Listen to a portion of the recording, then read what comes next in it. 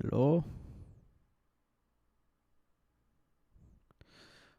Are we live? I think we're live. We're back for some earnings. Hope you guys are excited for some earnings. It's always fun. The main ones I'm going to be watching is Chipotle, Netflix, and UAL. And you got a few in the morning. You got like Coca-Cola. I don't remember the exact list in the morning. The only one I can think of off the top of my head is Coca-Cola.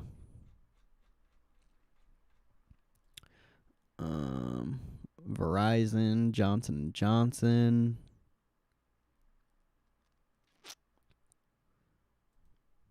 J&J could be interesting, actually, but I think they're already up a lot.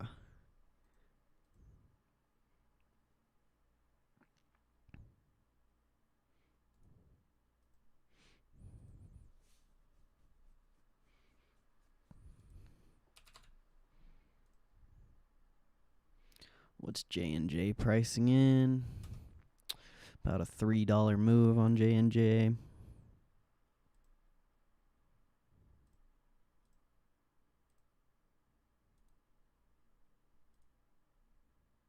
Nah. J&J is kind of lame. Unless you play this week's pretty far out of the money. I guess the next week, like 160s aren't that bad, but that's pretty far. Like, it hasn't even been below 162 in a really long time.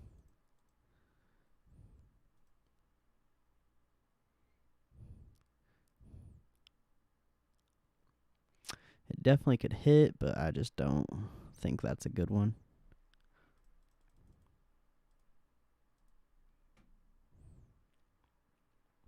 Could also play a debit spread.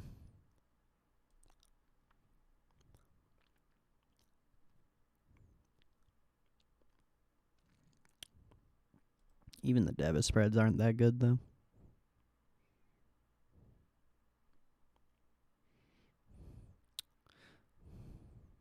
So August 6th one isn't that bad. Like 30 into 250 max gain. Bottom's 160.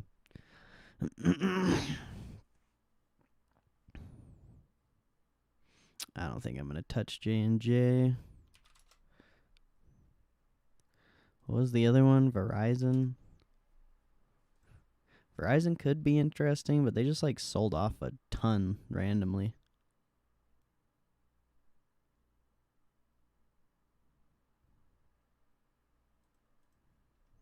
Usually don't like slow movers either.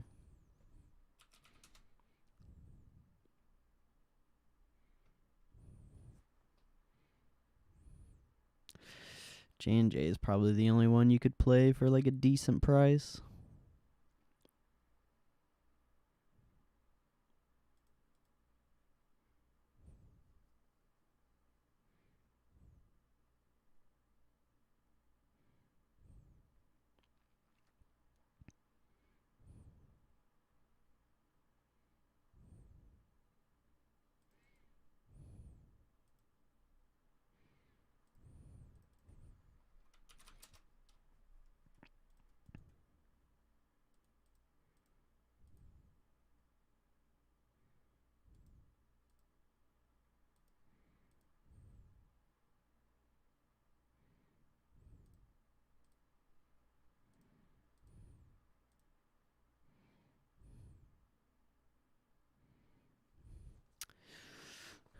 Yeah, pretty decent debit spread. I just don't see it hitting 160.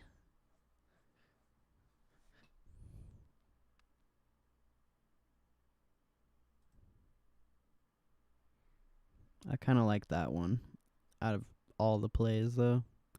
The spreads on the debit spread super wide, so you could probably get filled for pretty cheap.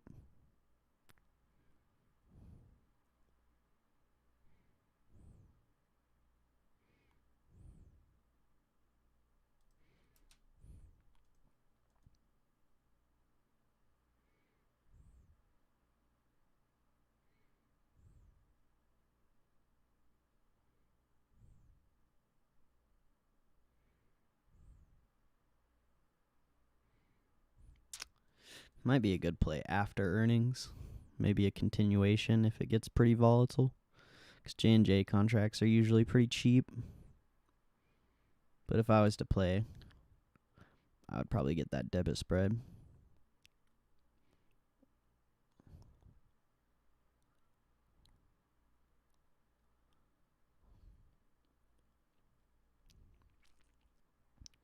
Get a little under a month of time for $30. Maxi in $250. Not gonna touch it though.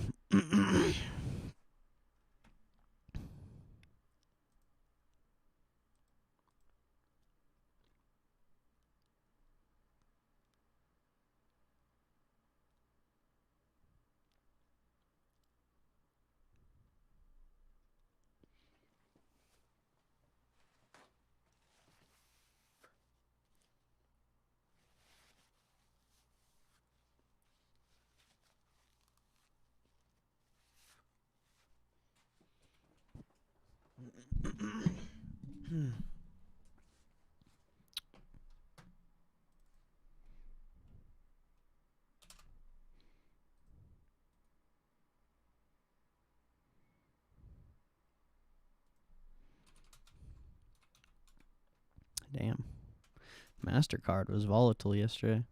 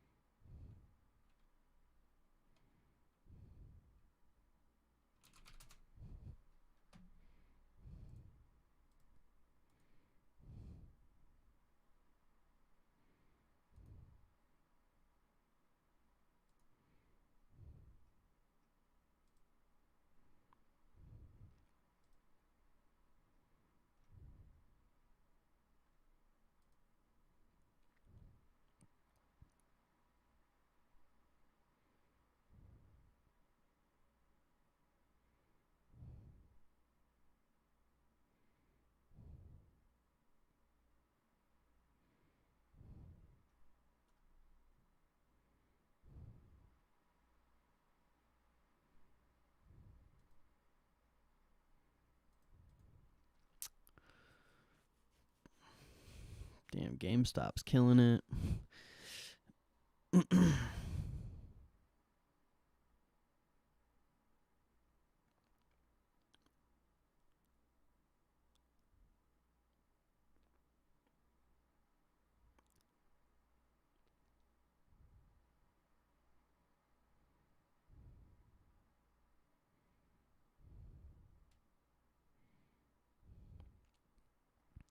What's up, Trisha? How's your day going today?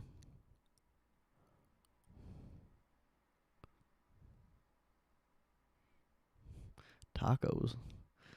Don't put the taco emoji. That makes me hungry, bro.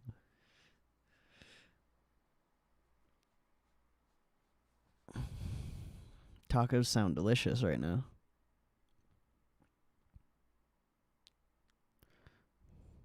Good, good.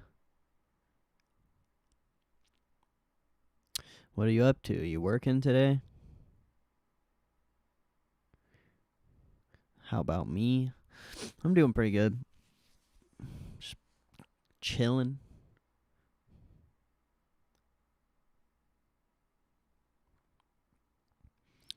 At work, nice. Nice.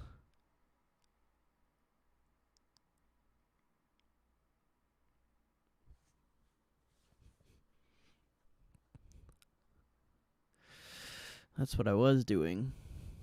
And then I decided to come back for earnings. Earnings? Are you finished with those earnings yet?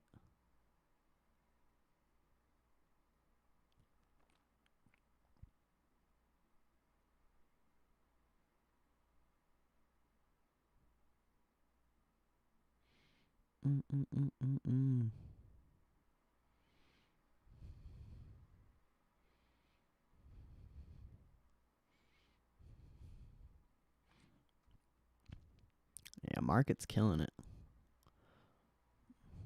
Hopefully you got to buy some things on the dip. I didn't really buy anything yet again.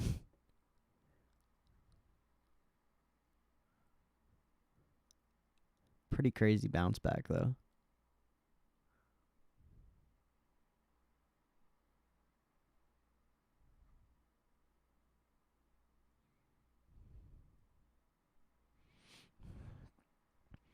I'll be slacking on buying the dip.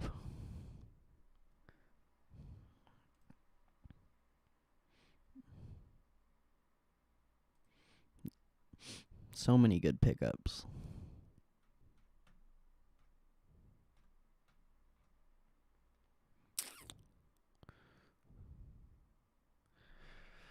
Chipotle. Yeah, I feel you. I wanted Chipotle at like 1,300 and I didn't end up buying it. Same with Google. I want Google too. And it's probably going to skyrocket after earnings, just like last time. McDonald's was at a good ass price yesterday. It's the lowest they've been in like months. I didn't even notice. I was like, damn, son. Could have got a good ass pickup on McDonald's. Except it's been kind of consolidating. I don't know.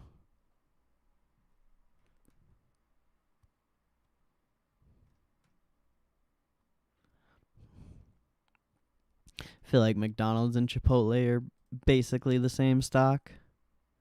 You just get a little more growth with Chipotle. Moves pretty sporadic. But who knows? Maybe we'll get lucky and they'll have good earnings, but people won't like the earnings and be able to buy it on a dip. Who knows, though?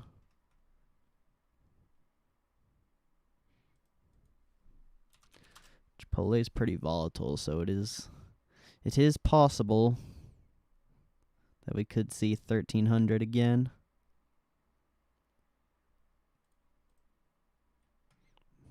Maybe 1,350. I don't know. We shall see.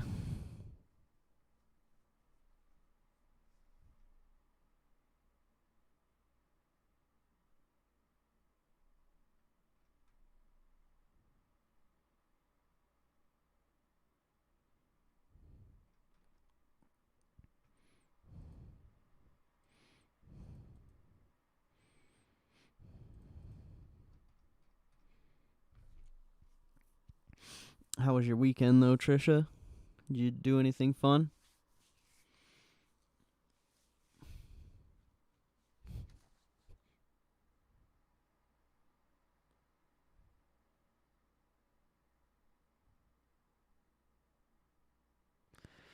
Working, always on the grind. That's dope.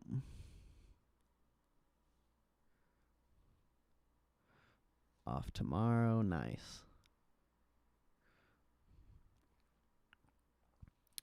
That's good, though. I like that you're just like always working. I think it's cool. I'm sure it sucks for you. I'm sure you don't like it, but like, I think it's cool. Gotta take my cat to the vet. No, what's wrong with your cat? Hopefully she good. He, she, it.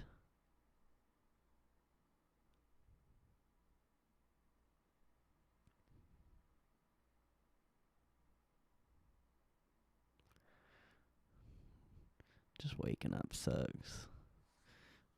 True. That's true. You have a dope job. You get to talk to people and cut their hair all day.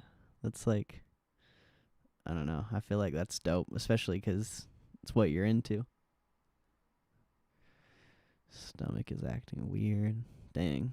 Well, hopefully he's good. That sucks.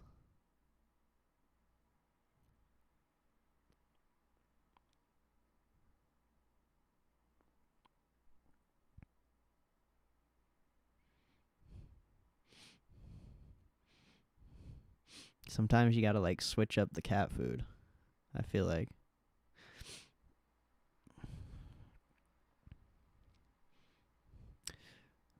Cause like, I used to feed my cat Blue Buffalo all the time.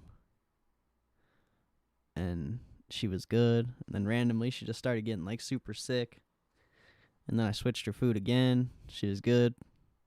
Then got sick again. And then like the food I've been giving her now, I haven't had any issues with. I don't even remember what it's called though.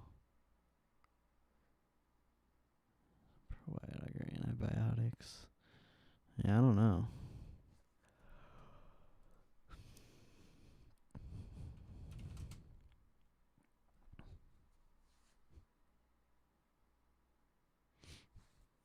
How old is your cat?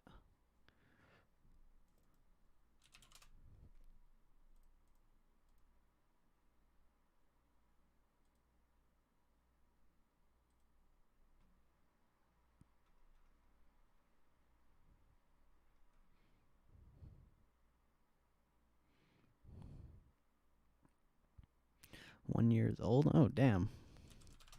Super young then. I don't know. I'm sure he's good. Maybe just ate something. Is it outdoor cat? Could have just ate something that it wasn't supposed to. Maybe.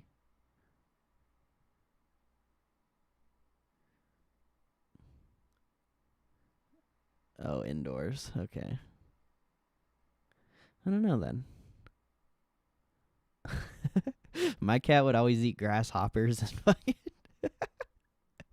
her throw up would look so weird. Just eat the heads off the grasshopper. I'm like, what is wrong with this animal?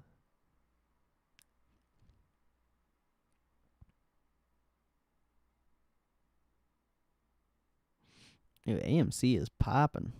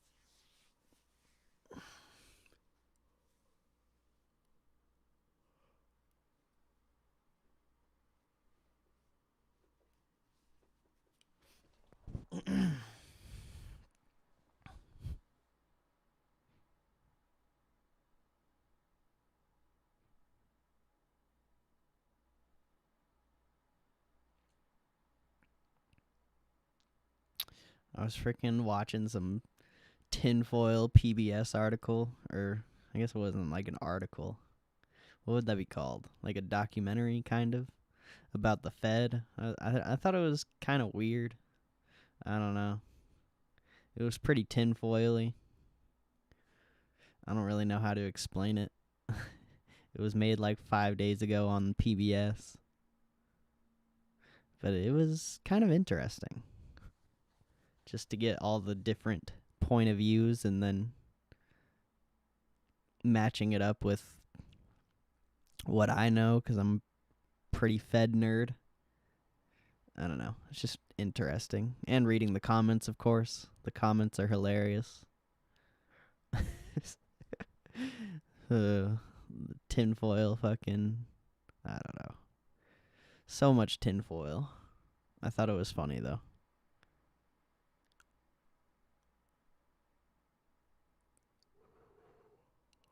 I forget what it's called. It's like Truth About the Fed or something on PBS.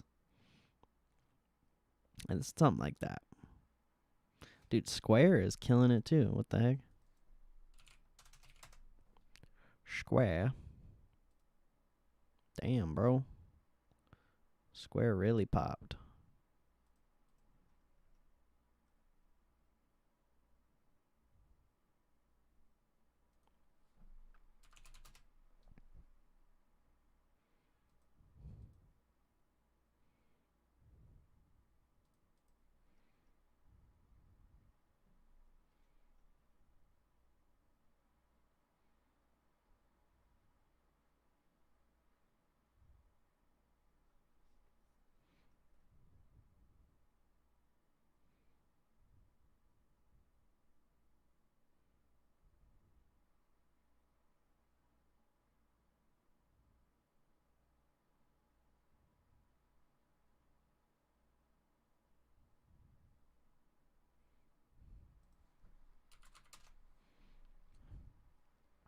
Johnson & Johnson taps law firm Jones Day.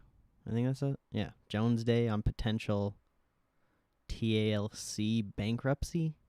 What?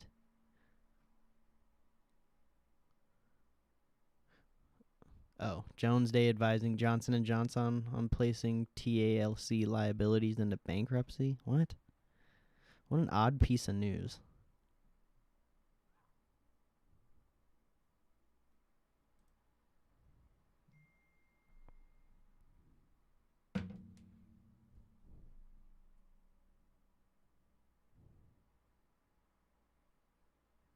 Oh, they clapped that debit spread I wanted earlier. They clapped the bid on it.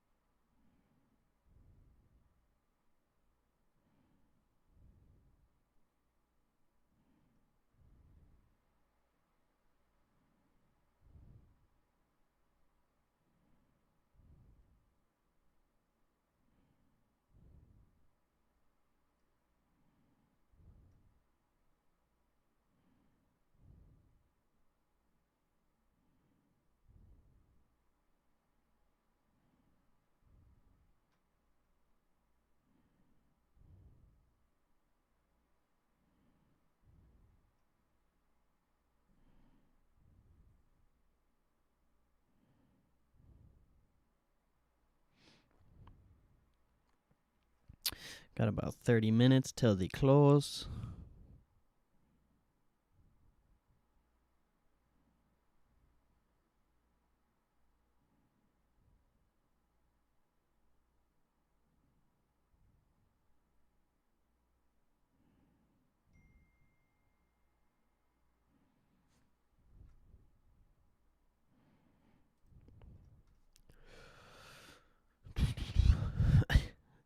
GameStop and AMC are just like going so crazy right now.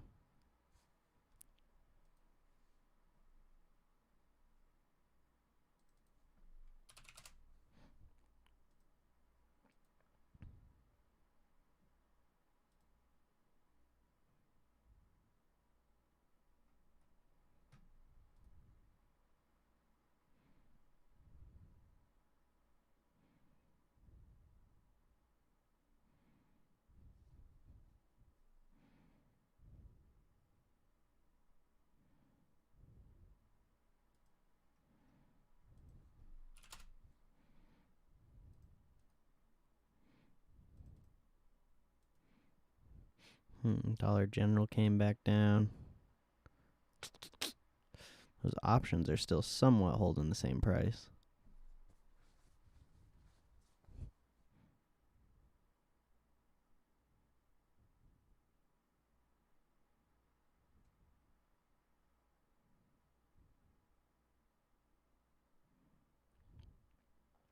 Damn, if I would have actually been here yesterday, I could have did the Zillow average down. Whoops. That would have been nice to get out of that.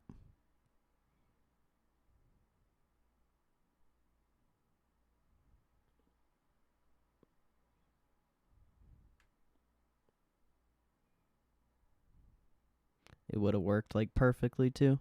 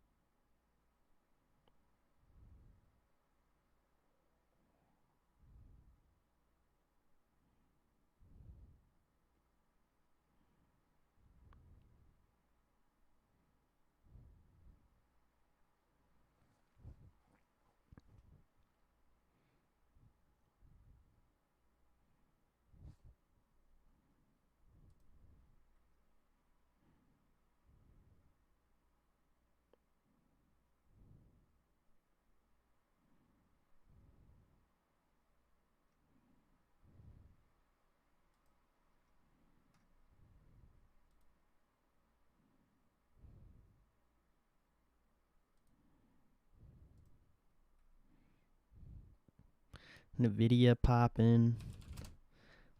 I wonder if you could have got any options for cheap off of the stock split. Probably not. Let's be real here. Yeah, those were still $100. Yeah, these are about 40 to 120. That's not too bad. But those were weeklies, so that's always lame.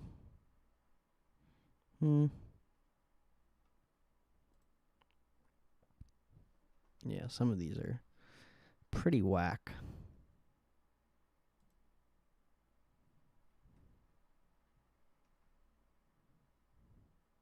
Pretty whack.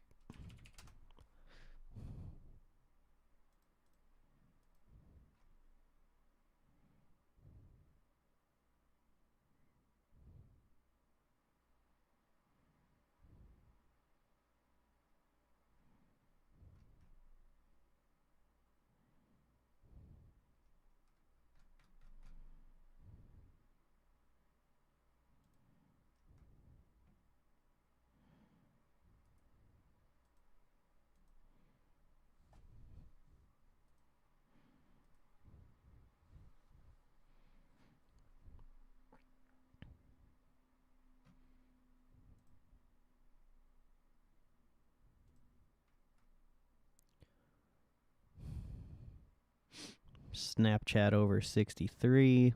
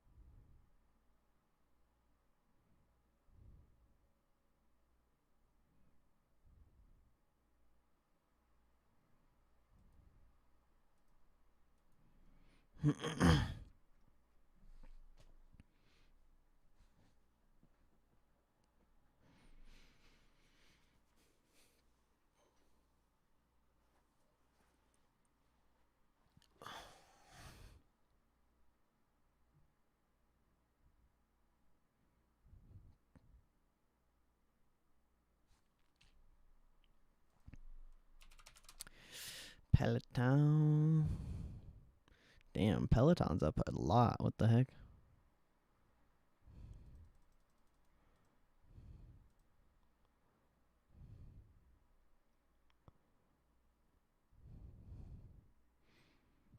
I think that's funny. I remember wanting these. I don't remember exactly which one it was. I think it was the 150s. These were so cheap. $800, almost $3,000 now. Crazy.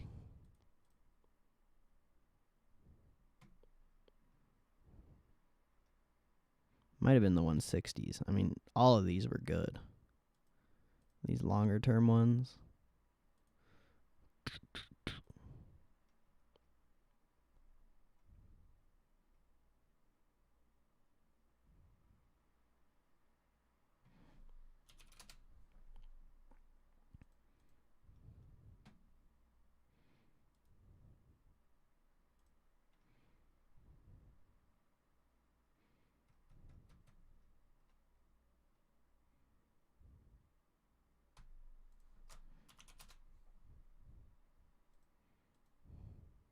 Damn. IWM came up a ton.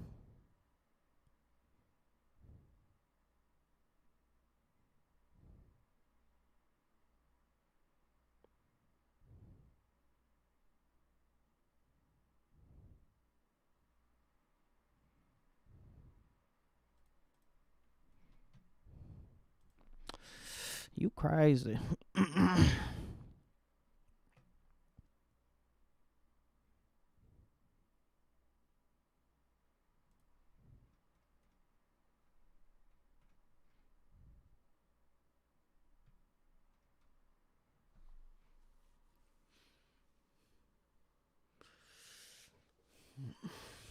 Krispy Kreme. D's nuts. D's nuts. Yeah, that's not. It's that IPO, man. It's always a gamble whether they're going to stay doing well or not.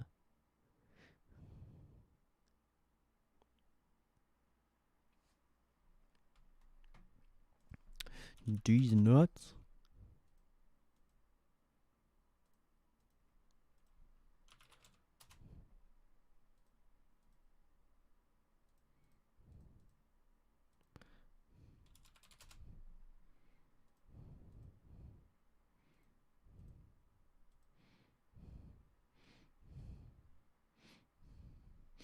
I forgot that other one that was hype.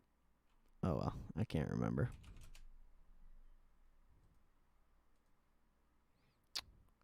What was it? Oh, yeah, Vizio.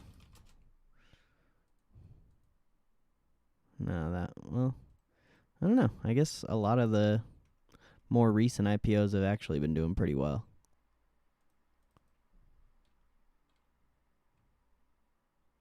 I just haven't looked at them in a long time.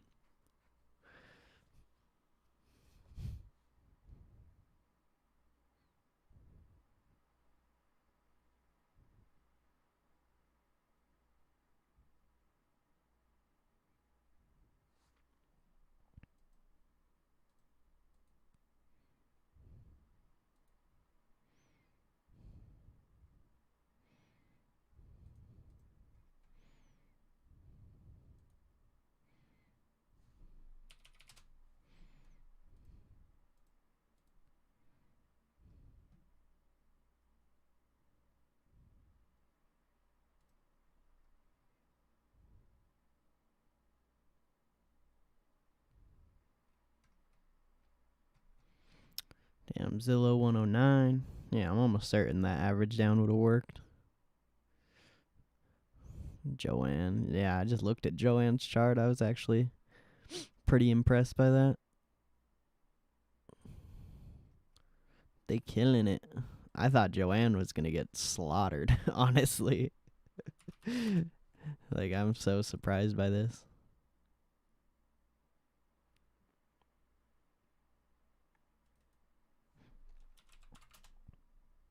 I mean, I guess Krispy Kreme pretty much looks exactly like Joanne when it first came out. So you might start to see an uptrend there. Maybe. It's still pretty new.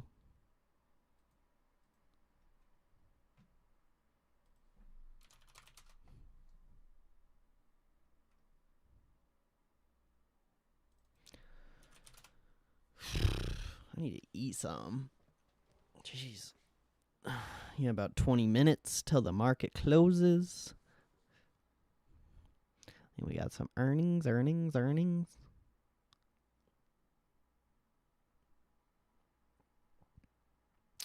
Tesla 660.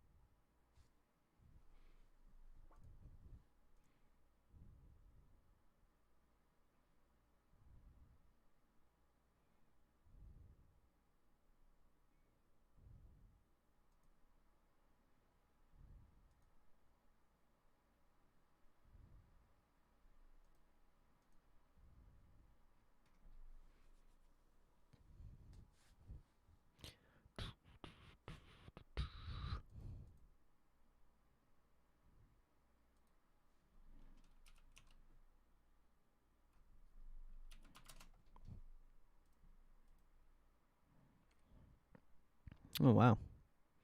Smith & Wesson came down quite a bit. That thing went crazy. What the hell?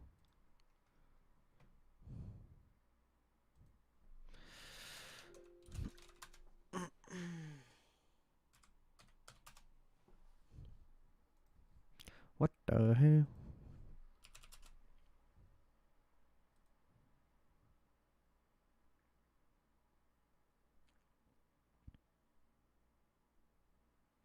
I think it's funny they clapped the bids on that 160.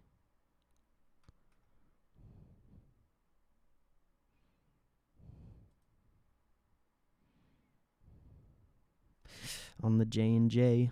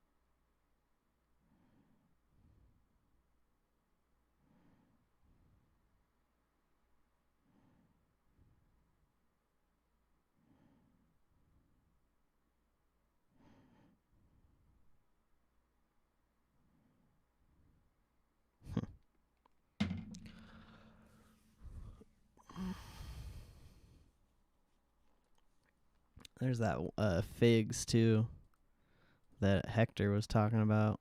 This thing was pretty crazy. Almost shot up 100%.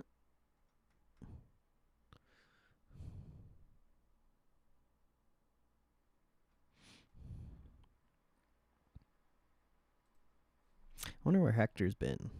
Thinking about that. I haven't seen him in a long time.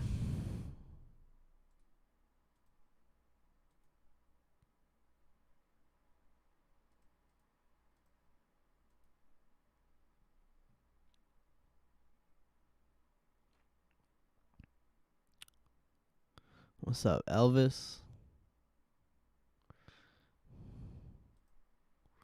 Definitely drink that water, baby. That aqua. Keep hydrated.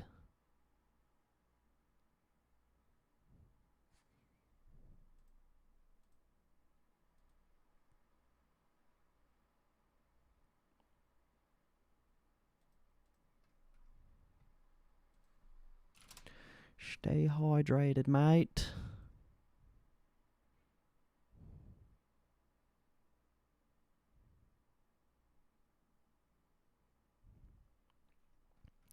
Uranium on fire. What's that one ticker? UEC, I think. Oh, yeah. Pretty decent pop there.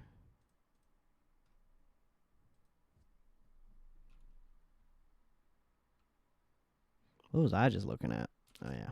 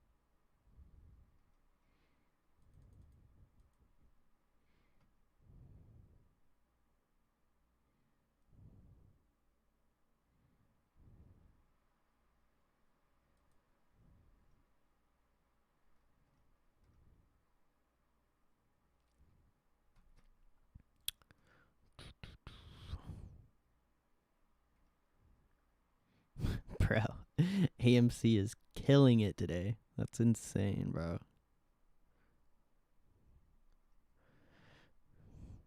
Meme Lord stocks coming in.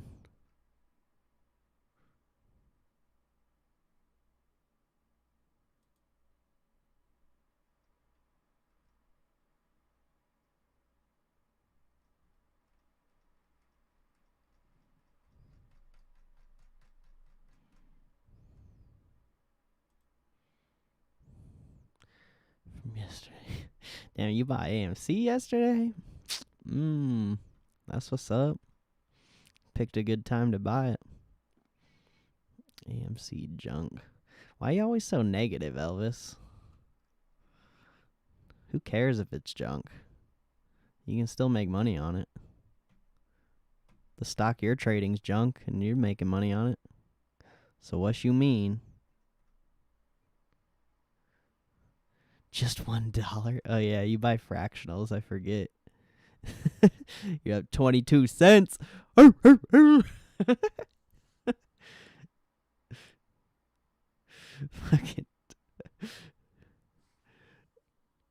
bought for $9. Damn, that's what's up.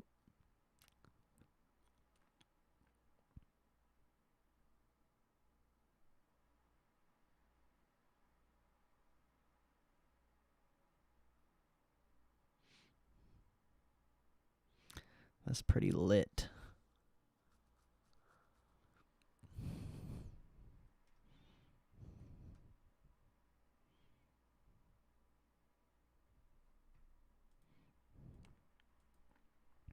I still have yet to touch any meme stock.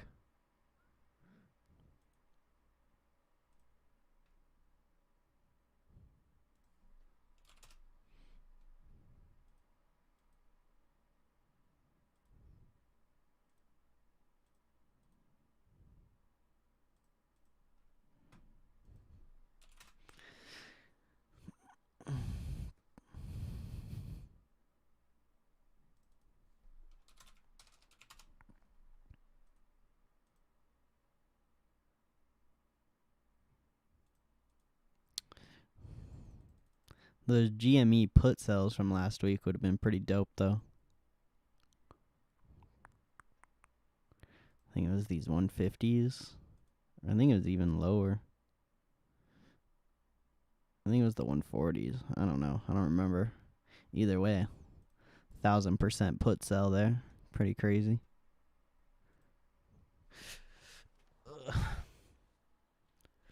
Just wasn't man enough to trade it. I didn't want to own GameStop.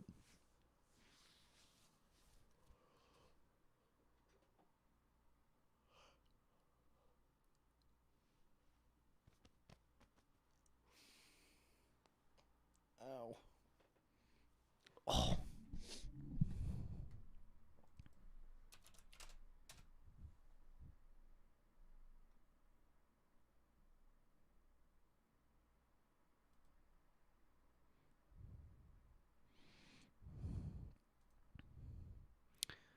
Should have did a Nvidia put sell in the morning. Would have actually probably been pretty good.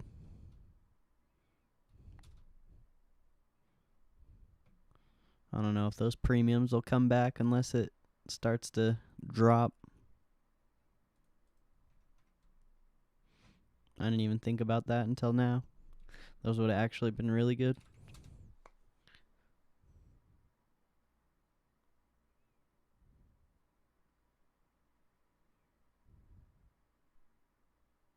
Got about 10 minutes. And we got some earnings. Jeez, AMC at 44. What the hell? That thing is going ape. Full ape mode.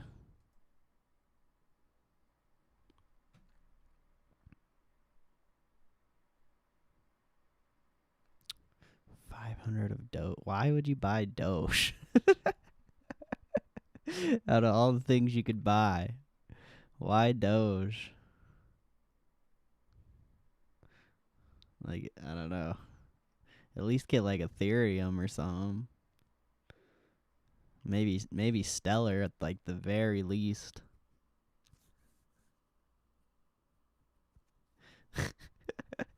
I don't think you have the right to talk shit on any stock now.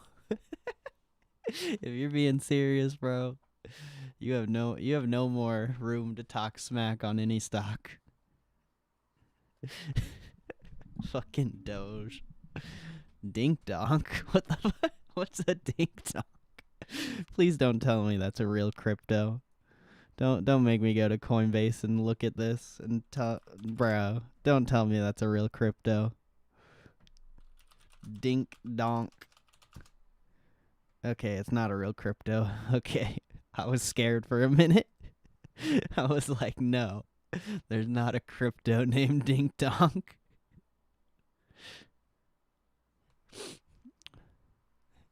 That'd be out of hand. I would have bought it. Just kidding. I would have went all in. Sold my whole long term for Dink Donk.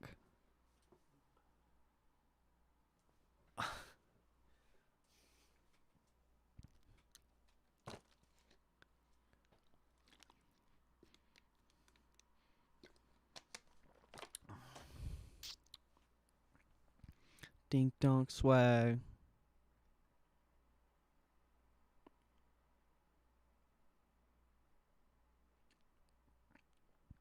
Damn, Boeing had a nice recovery today, too.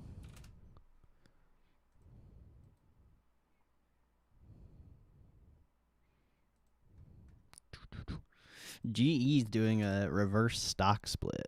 I think that is, like, really odd.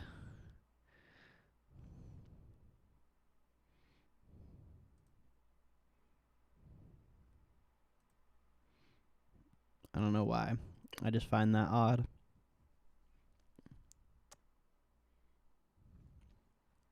Life savings in the Doge.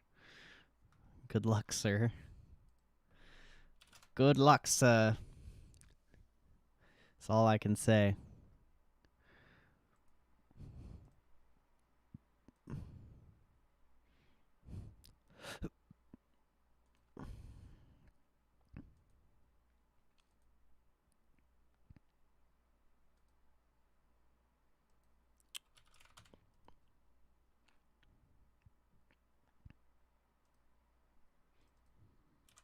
Bitcoin and Ethereum actually hit a pretty key level today.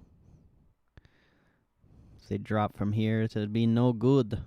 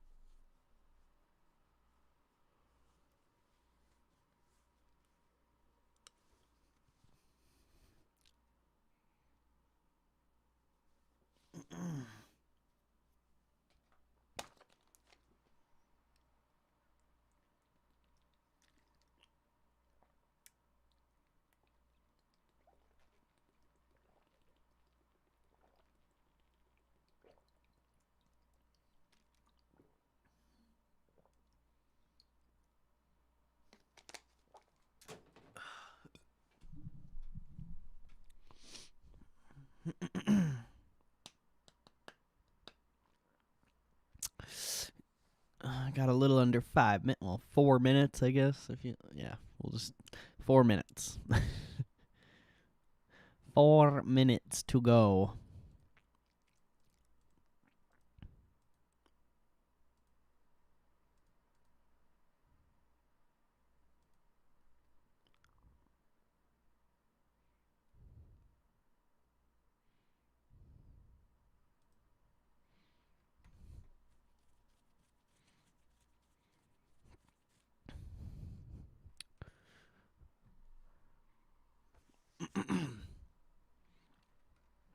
I may put up an earnings call after. I mean, depending who joins the stream when the earnings come around. Kind of give me an idea of what stock people are looking at. We could watch the earnings call from it. I mean, just to get people in here for fun. We did what earnings call was it? I don't remember. I can't think of it for some reason. Oh yeah, BlackBerry. We did BlackBerry's earnings call like a few weeks ago, and there was like 100 people in here. It's kind of crazy. I didn't know that many people were into earnings calls.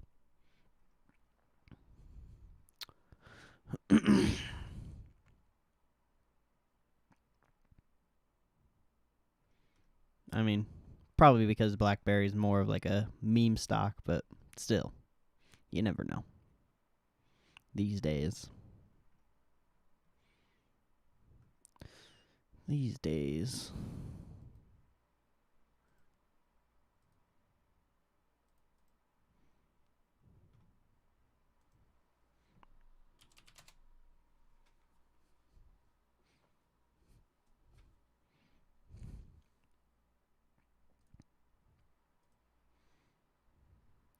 Get Chipotle up there.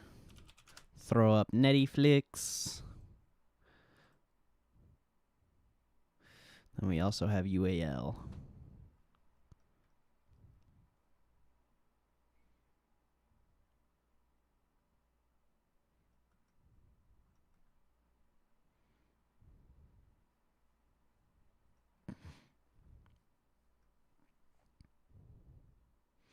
Everything's kind of coming down a little bit here into the close.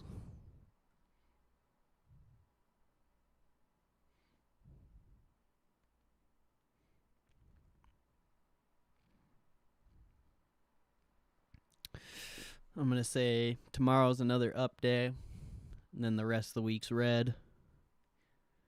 And then we continue the run next week. I mean, if tomorrow's red, that'll be interesting. But I would assume we see one more up day. Taking profits. That a boy. Get those profits secured. You got about 20 seconds till the market closes.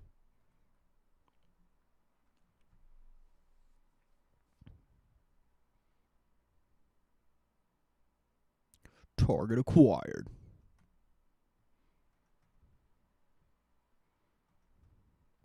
Vector locked in. Where's the bell? Am I on mute or something? Oh, there it is. Ding, ding, ding, ding, ding, ding, ding, ding, ding, ding, ding, ding,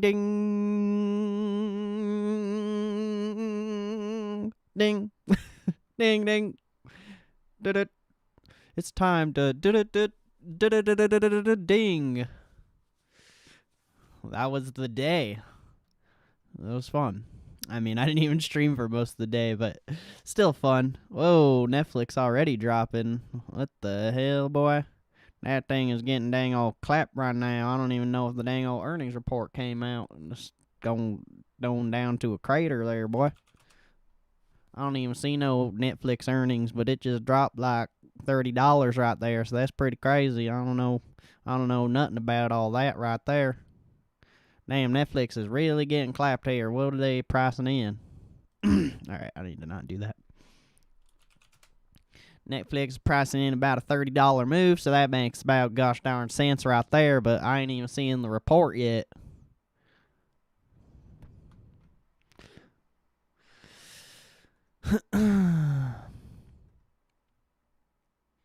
You out of here, Elvis? Appreciate you stopping in, bro. I ain't seen no Nflx earnings report. The stock did just get slaughtered, though, boy. Nflx reports Q2 EPS 2.97, consensus 3.15. So they missed by their earnings per share. That's not good. Q2 revenue 7.34 billion, estimated 7.32 billion.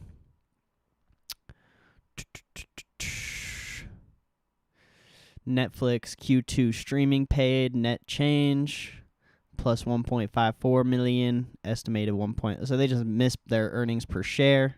It looks like everything else they beat on.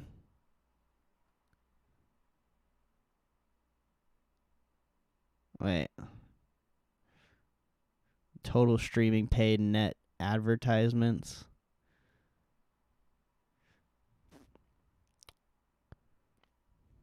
That one's confusing.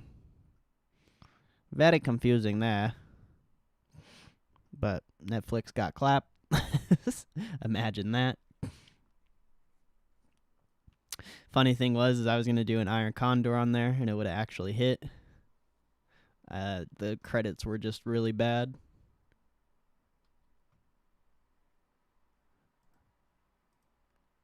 That's a big drop, though. Netflix might be a good continuation play tomorrow.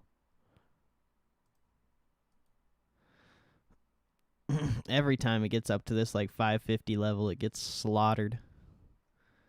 I think the last time it was at this 550 level was the earnings report. That's pretty interesting. Quite interesting. All right, where's our Chipotle and our UAL?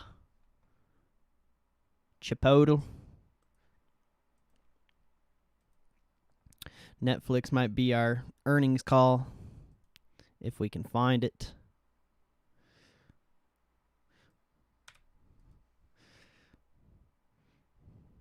I'm sure a lot of people will be tripping off of that $30 move, even though that was the expected move. We'll see, though.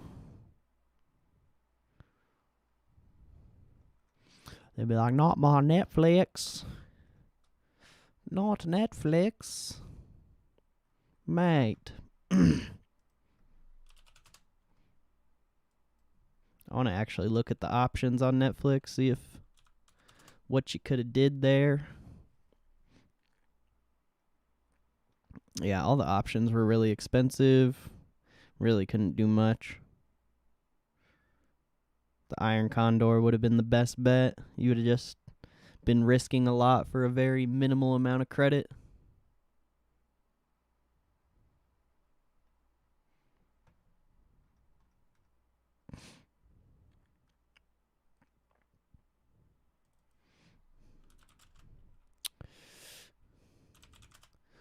It's already bounced back up quite a bit. Maybe a little bit of a overreaction, but still could be a really good continuation play tomorrow. Except, what's tomorrow? Wednesday? Yeah, so pretty late in the week.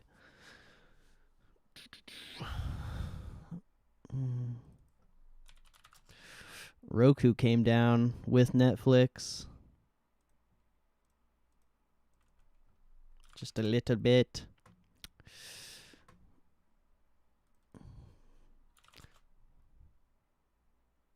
Still waiting on UAL and CMG.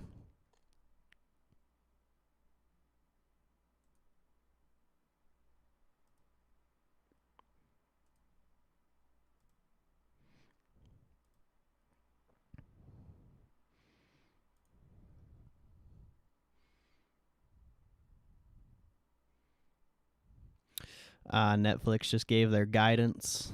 That might be why it's starting to come up.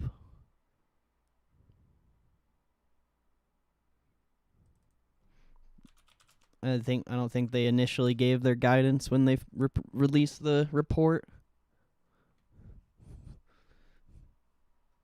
because that came in pretty late.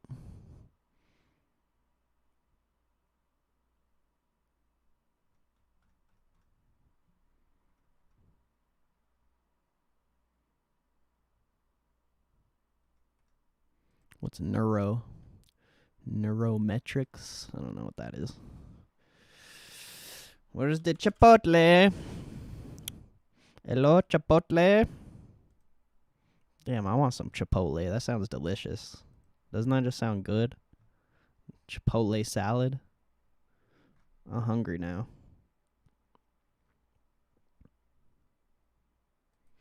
I love me a Chipotle salad.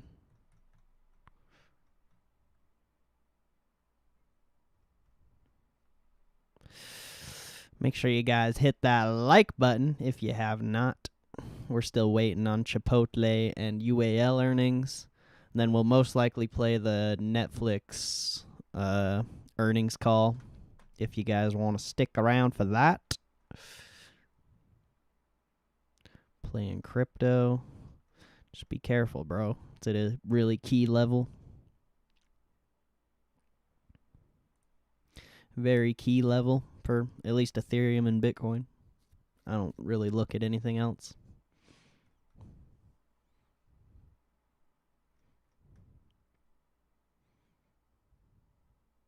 I like Ethereum for a swing trade at 1500. I liked it at 1700 as well, but I assume it's going to break the 1700 level this time around.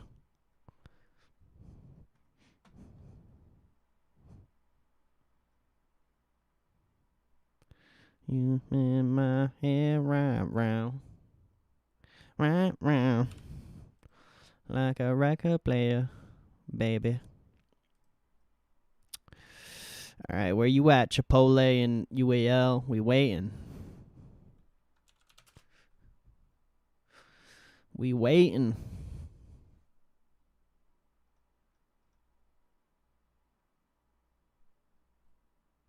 ETC? I don't even know what ETC is, to be fair.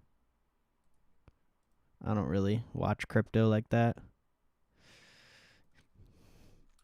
UAL's moving, but I don't think the earnings are out yet. Whoops.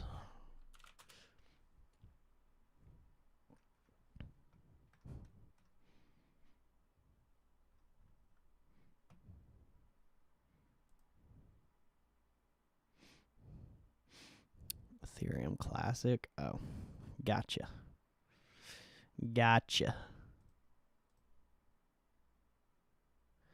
Matthew, what's up? Hope you had a good weekend, bro. When does Netflix start? The earnings already happened on Netflix. They just they missed their earnings per share. I'm not sure when the earnings call starts. I'm waiting on Chipotle and UAL here. Let me see when the earnings call starts. What the hell? It just took me to a YouTube channel. That's a first. What the heck? I have never been taken to a YouTube channel for an earnings call. That's a little weird. I don't know when the Netflix one is. I've never this is kind of weird. I've literally never been taken to a YouTube channel to preview an earnings call. That was really weird. That's really weird, actually. They don't even have it live yet, so I don't know what's going on there. Missed the bell. You're good, bro. Chipotle kind of popping here. I'm not seeing the earnings numbers yet. Damn, Chipotle. Woo! 16.10. I think Chipotle was pricing in about a $50 move, so that's pretty small. Yeah, Chipotle is pricing in $50. That's very small there. Or wait, no, that's about $40. Never mind. I think it closed at $15.70.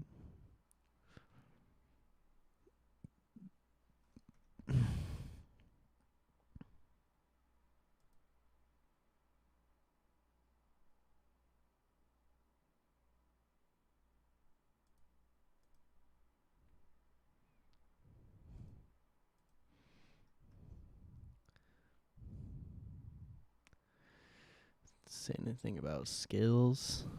I don't even know what skills is.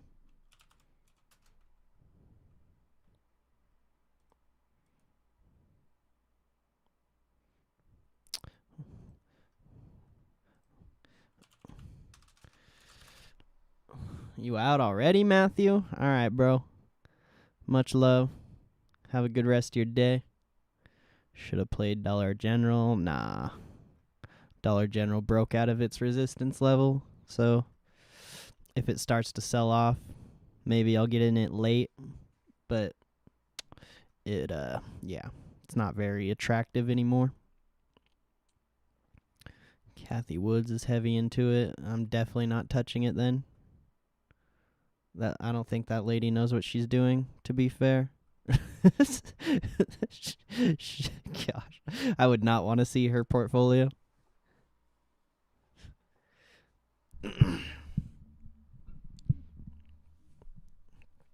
Damn, Chipotle is murdering right now. What the hell?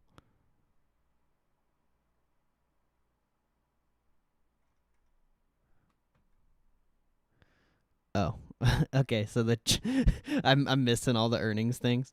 Q2 EPS on Chipotle is 7.46 versus estimated 6.49. Revenues 1.9 billion versus estimated 1.88 billion. So Chipotle killed it. They killed it. Oh my gosh, Chipotle. Woo! Damn, bro. Chipotle going ham. Maybe we're going to watch the Chipotle earnings call instead, since the Netflix one ain't even up. Chipotle is murdering. Whew.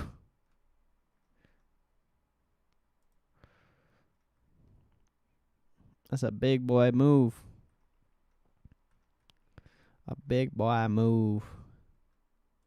Let's see where it takes me. 4:30 p.m. Eastern time for Chipotle. I don't know. Which one do you guys rather watch? Would you rather watch Chipotle or Netflix? I feel like, I don't know. I don't know. There's 10 people in here right now. What stock are you guys in here for? Exactly. I need a vote.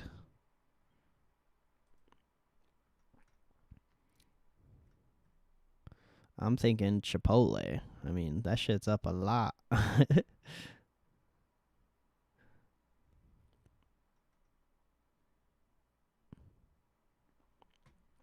Still waiting on UAL.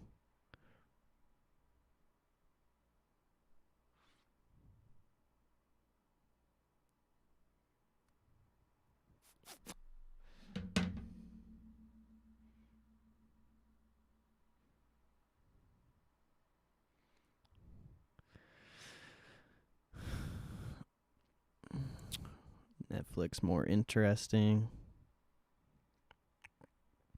That it might be. I just don't know if they're even going to play the earnings report on Netflix.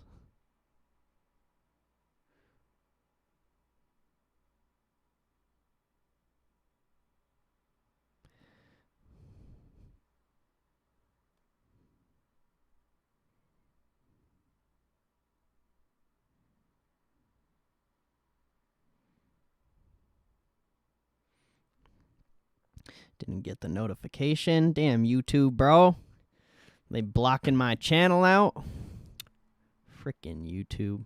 Or frickin', yeah, YouTube. Google. What you doing? It's always on YouTube? Oh.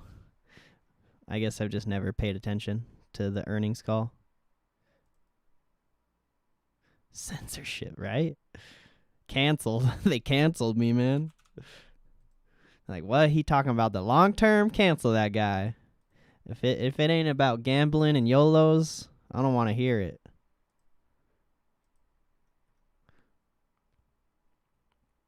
Stay clear of earnings. Yeah, I don't play earnings. Like, you really wouldn't even been able to make money on this big ass Chipotle move. Like, you would have been paying anywhere from like $800 to $1,000 to be in the money. Like, that's awful. Freaking Netflix. Oh wow, Netflix already bounced back up, so that was a dud there. Still waiting on UAL though. I don't know why UAL ain't coming out. Sun Pharma. That Netflix move was interesting.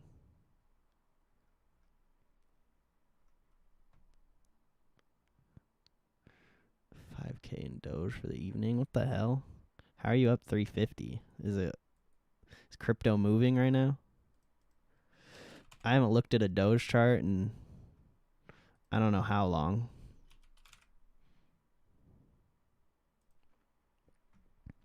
Oh yeah. I guess Doge is at a super key level. Just be careful with that, my guy. Don't get too greedy. Although it is at a pretty key level, as with everything else. At least from what the chart shows me. The trading view chart, for some reason, doesn't show that much like history on Doge. kind of weird.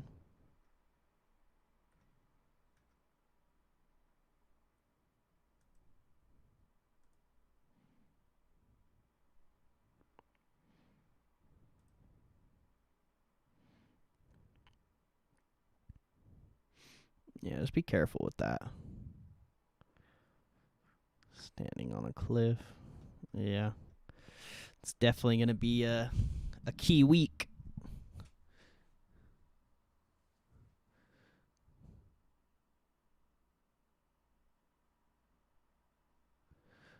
Call it's worth US 3,000. Yeah, but you're gonna gamble $500 on an earnings play.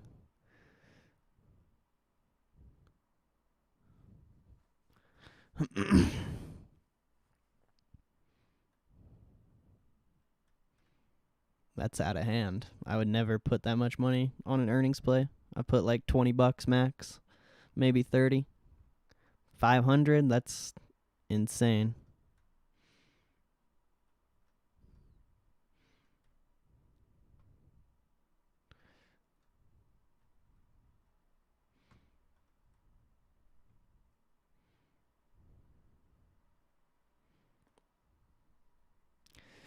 Quite insane.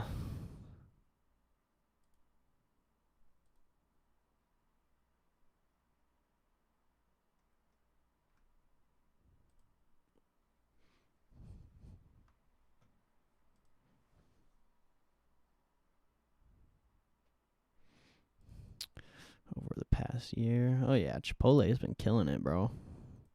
I wanted to buy shares of Chipotle at like 1,300, and just for some reason I never ended up doing it. It's kind of the same thing with Google.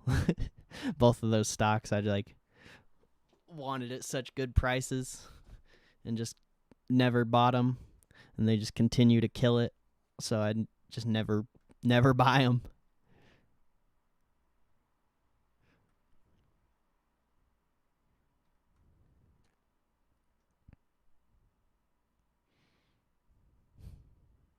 Where's UAL's earnings at though? On the real.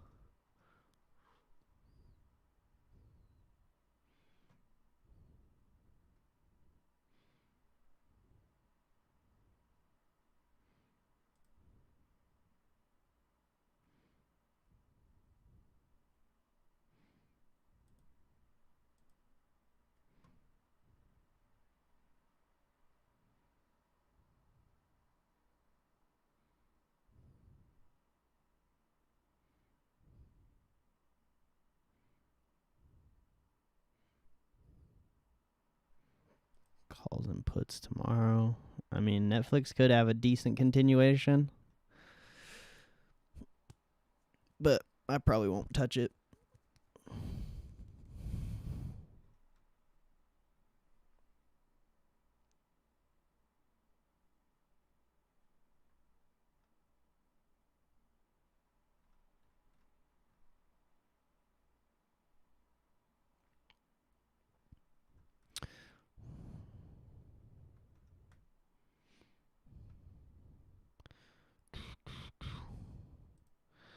What is this Netflix earnings call, bro?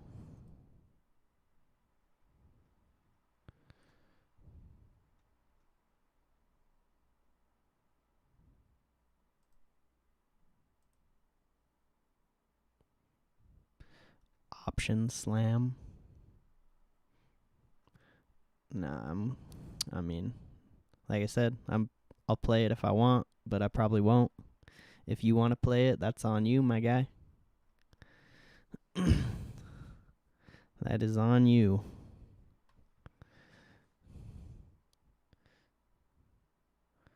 On Doge.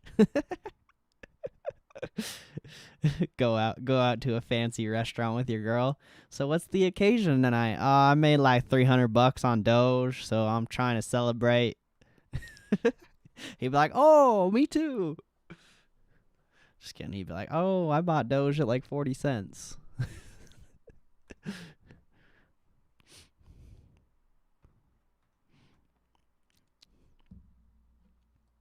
I'm glad someone held the line.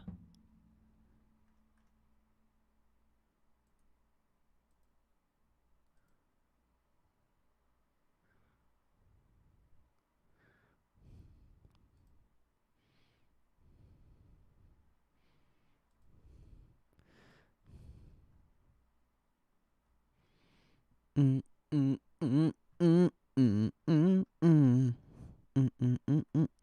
mm. How's UAL not out yet, though? Can't believe I bought Doge. I can't believe you're still holding it. I would have took that $300 and ran. Just kidding. This should be decent, but I don't know. I'd be careful. I don't know if it's definitely possible it could surpass 18, but that like under 18 level is super key. It's just I don't know. Sketchy. Just be careful. That's all I could say. That's all the all the advice I got, and it's not financial.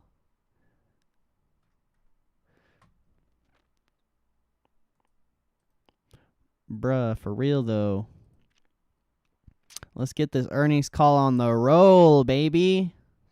Come on.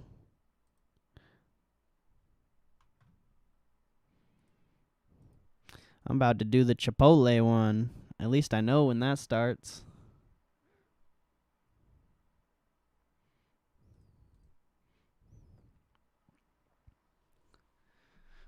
Not holding this overnight. Yeah, just keep an eye on it, though.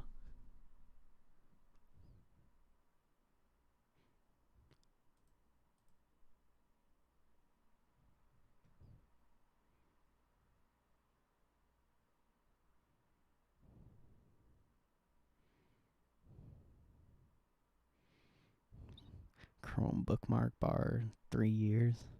You don't use Chrome? What you mean? Chrome is the GOAT. Or maybe I don't know what you're talking about.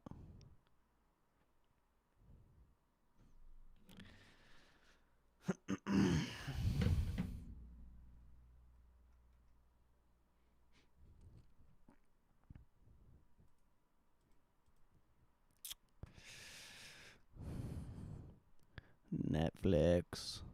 Start your damn earnings call now.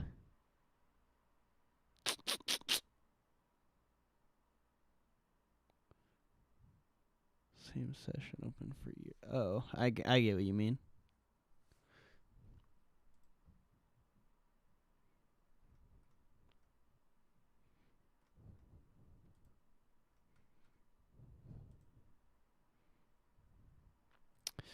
Smile Direct Club.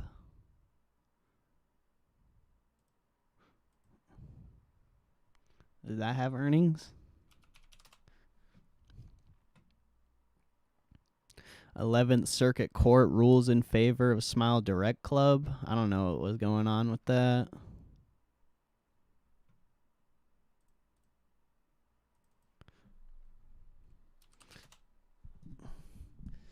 Decent little pop, though.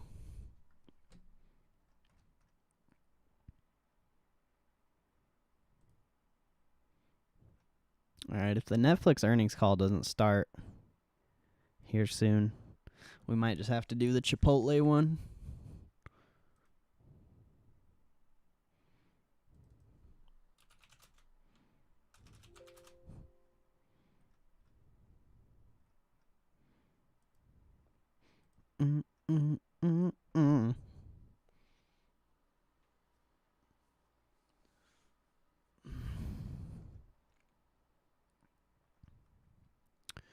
You spin my head right round.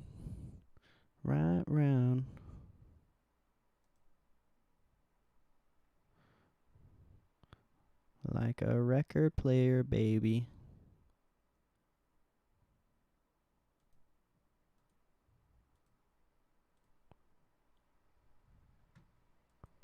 You're spinning my head right round.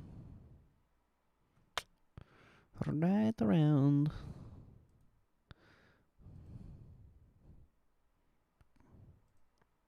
Gosh dang you, Netflix.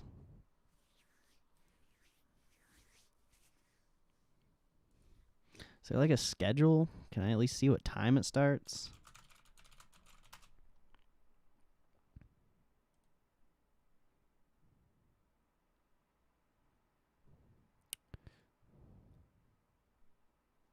3 p.m. Pacific Standard. I don't know what time that's supposed to be at. 4 p.m.? I ain't waiting that long. Jeez, bro. I'm going to pull up the Chipotle one. The Netflix one isn't for another hour and a half. According to that. Chipotle is starting in like 2 minutes. See, Myrna. Oh, yeah, for sure. I wanted to play that today. But I did not.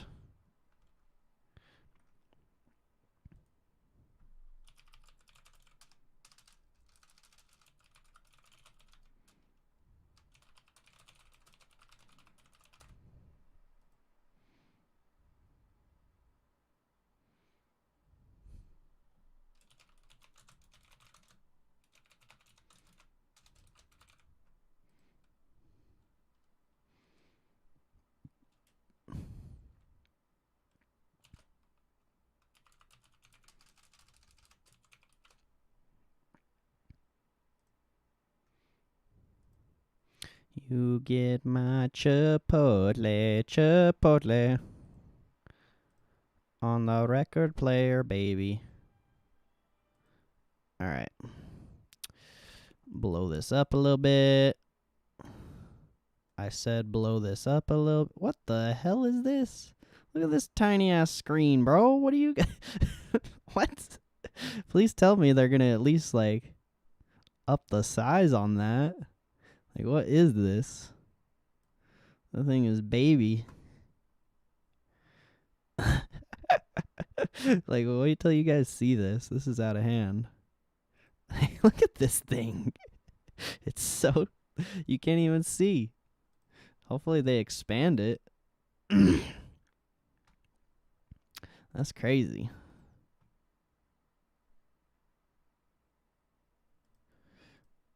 All right.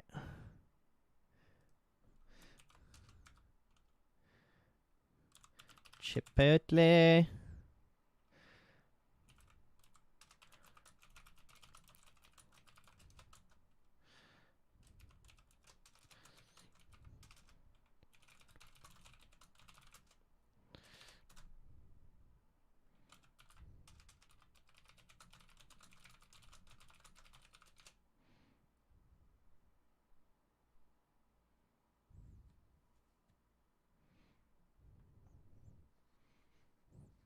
Stupid retail's bought Netflix dip. Okay. How do you know if it's retail or not? I guarantee you most retailers don't even know how to buy stocks after hours, so I don't know if I agree with you there.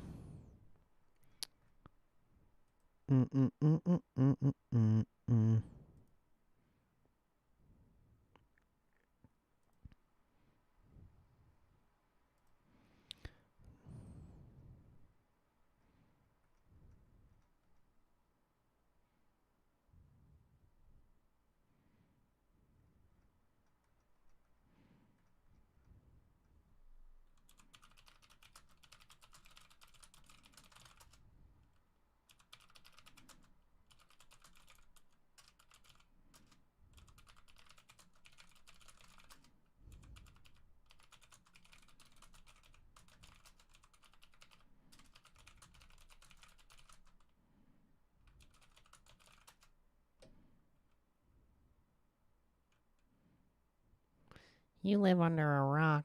You're so funny. Good for you. Good luck with that trade tomorrow.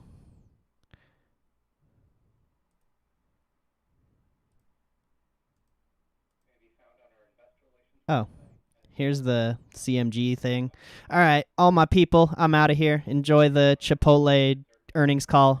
Robinhood Hustle, you're a whack ass fool, so go fuck yourself. Everyone else, I love you.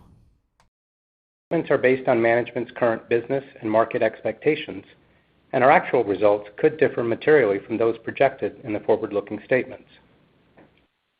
We see the risk factors contained in our annual report on Form 10-K and in our Form 10-Qs for a discussion of risks that may cause our actual results to vary from these forward-looking statements. Our discussion today will include non-GAAP financial measures. A reconciliation to GAAP measures can be found via the link included on the presentation page within the Investor Relations section of our website. We will start today's call with prepared remarks from Brian Niccol, Chairman and Chief Executive Officer, and Jack Hartung, Chief Financial Officer, after which we will take your questions. Our entire executive leadership team is available during the Q&A session. And with that, I'd like to turn the call over to Brian. Thanks, Ashish, and good afternoon, everyone. Chipotle's second quarter results highlight the strength of our brand and our people, as we demonstrated growing momentum in our business. Over the past 15 months, our teams have done an admirable job navigating and executing against macro complexities while giving us great optimism for where we go from here. While COVID challenges remain, including uncertainty regarding the impact of the Delta variant, I'm confident that our teams are up to the challenge, and we're hopeful that we'll gradually see a more stable environment over time. Specific to Chipotle, we're pleased that all of our restaurants are now open and most are back to normal operations. For the quarter, we reported sales of $1.9 billion, representing 38.7% year-over-year growth, which was fueled by 31.2% comparable restaurant sales growth. Restaurant level margin of 24.5% was more than double the 12.2% we reported last year. Earnings per share adjusted for unusual items of $7.46, representing a significant increase over the 40 cents reported last year.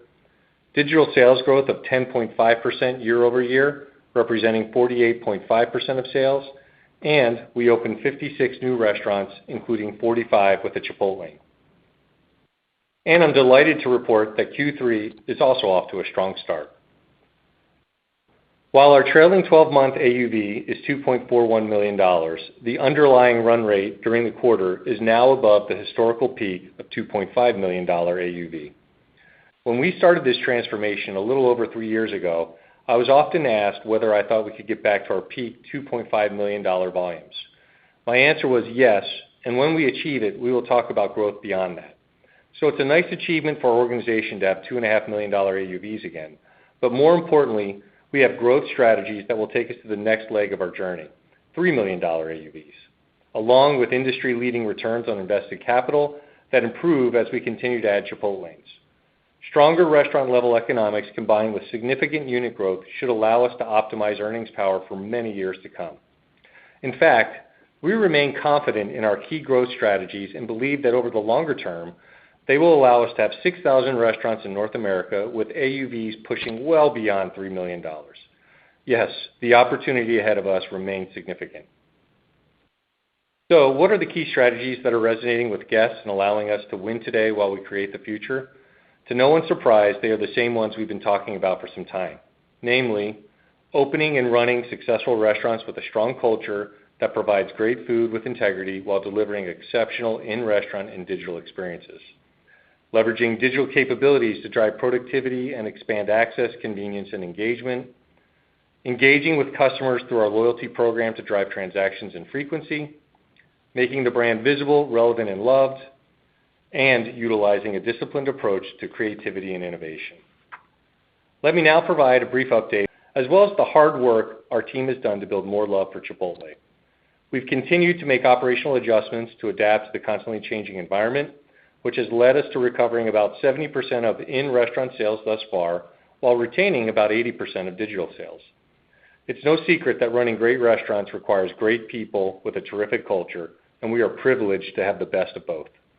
Despite the labor challenges in certain parts of the country, the team has remained focused on safety, reliability, excellent culinary, and experiences. I'm extremely proud of our world-class employee value proposition. We're providing industry-leading benefits, including a new virtual mental health platform, expanded debt-free degrees, attractive wages that were recently increased to an average of $15 per hour, specialized job training and development, and significant career advancement opportunities. And because more than 90% of our restaurant management roles are internal promotes, employees who join the Chipotle family know they have the opportunity to grow their careers with us. Through investing in our people, we have been able to maintain the stability of our workforce over the last 2 years. Knowing that our people are the key to our growth, we have been diligent in our recruiting focus since the start of the year. In reimagining the applicant experience, we're leveraging partnerships that allow us to engage in authentic conversations with prospective candidates and share all the opportunity Chipotle has to offer. Our Coast to Coast Career Day event last week resulted in us hiring thousands of additional team members to meet current demand and accommodate future growth. These efforts have dramatically helped improve our labor position, and as a result, our restaurants are attracting and retaining excellent employees in a tough labor environment. After visiting several restaurants this past month, I'm encouraged to see more and more guests enjoying their meals in our dining rooms.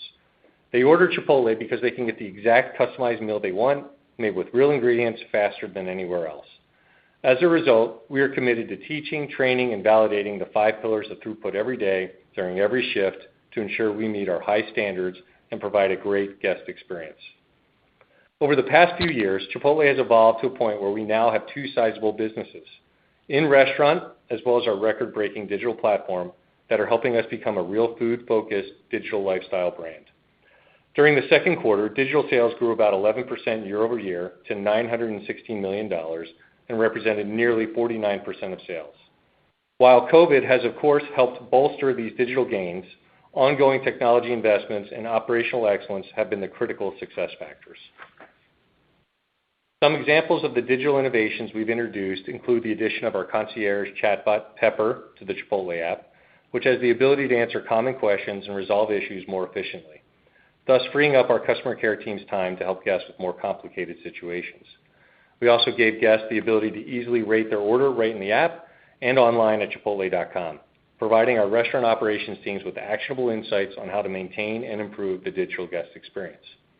Additionally, we have opened a digital-only kitchen, continued expanding our digital drive-thrus with Chipotlanes being the majority of our new restaurant openings, refreshed group ordering, and invested in digital internationally by launching the Chipotle app in Canada and implementing our digital assets in Europe. While the results and positive feedback on these innovations show us we're on the right track, we know there is still more to do to enhance the customer experience by expanding access and minimizing friction. Not only are we pleased with the level of digital sales and overall mix, we're also delighted to see that our highest margin transaction, digital pickup orders, is gaining traction, and we expect this to continue as we add more Chipotlanes and customers experience the value of this occasion. As I mentioned earlier, we held on to about 80% of our digital gains exiting Q2. This highlights our digital experience is sticky because it is everything customers love about Chipotle with added convenience. And due to the pandemic, many new consumers were introduced to Chipotle via our digital channels and are now using us for alternative and often incremental occasions. Naturally, we believe our digital sales mix will moderate as capacity restrictions ease and guests feel more comfortable physically ordering and dining in our restaurants. However, we expect absolute digital sales dollars to find a new equilibrium in 2021 and grow from there. We're encouraged to see that so far in July, we continue to hold on to these digital gains, even as in-store recovery has strengthened. Moving next to the loyalty program, which is a key enabler of our digital ecosystem and an expanding network that now has more than 23 million members. With this large base of consumers, Chipotle can distribute its own content more and more effectively and drive deeper levels of engagement within this community than ever before. We are leveraging our CRM platform to drive brand engagement and send personalized messages to help supercharge our superfans. We have proven that we can influence decisions along a guest buying journey when we offer them the right individually tailored offers at the right time. We're continuously improving our analytics and are consistently able to generate more transactions from light, medium, and high-frequency users. With the recent announcement of Rewards Exchange, we're optimistic we can continue to build upon our success. The updated functionality provides greater customization and flexibility to redeem rewards and allows guests to earn rewards faster, all of which is expected to improve engagement and drive additional frequency. While we are off to a terrific start, we will continue to invest in the program to take it to the next level and have other enhancements to the program that are expected to be rolled out by year-end. While the loyalty program is used to help drive frequency, our marketing efforts are primarily designed to bring more people to the brand. The combination of reach-based media and a successful frequency-driven loyalty program make a great one-two punch that both brings in new users and increases transactions with our existing customers. The marketing team continues to ensure that relevant creative across a wide variety of media channels enables the brand to remain visible and live at the intersection of Chipotle and culture. Their agile approach, innovative mindset, and relentless commitment to measurement have led to ongoing success.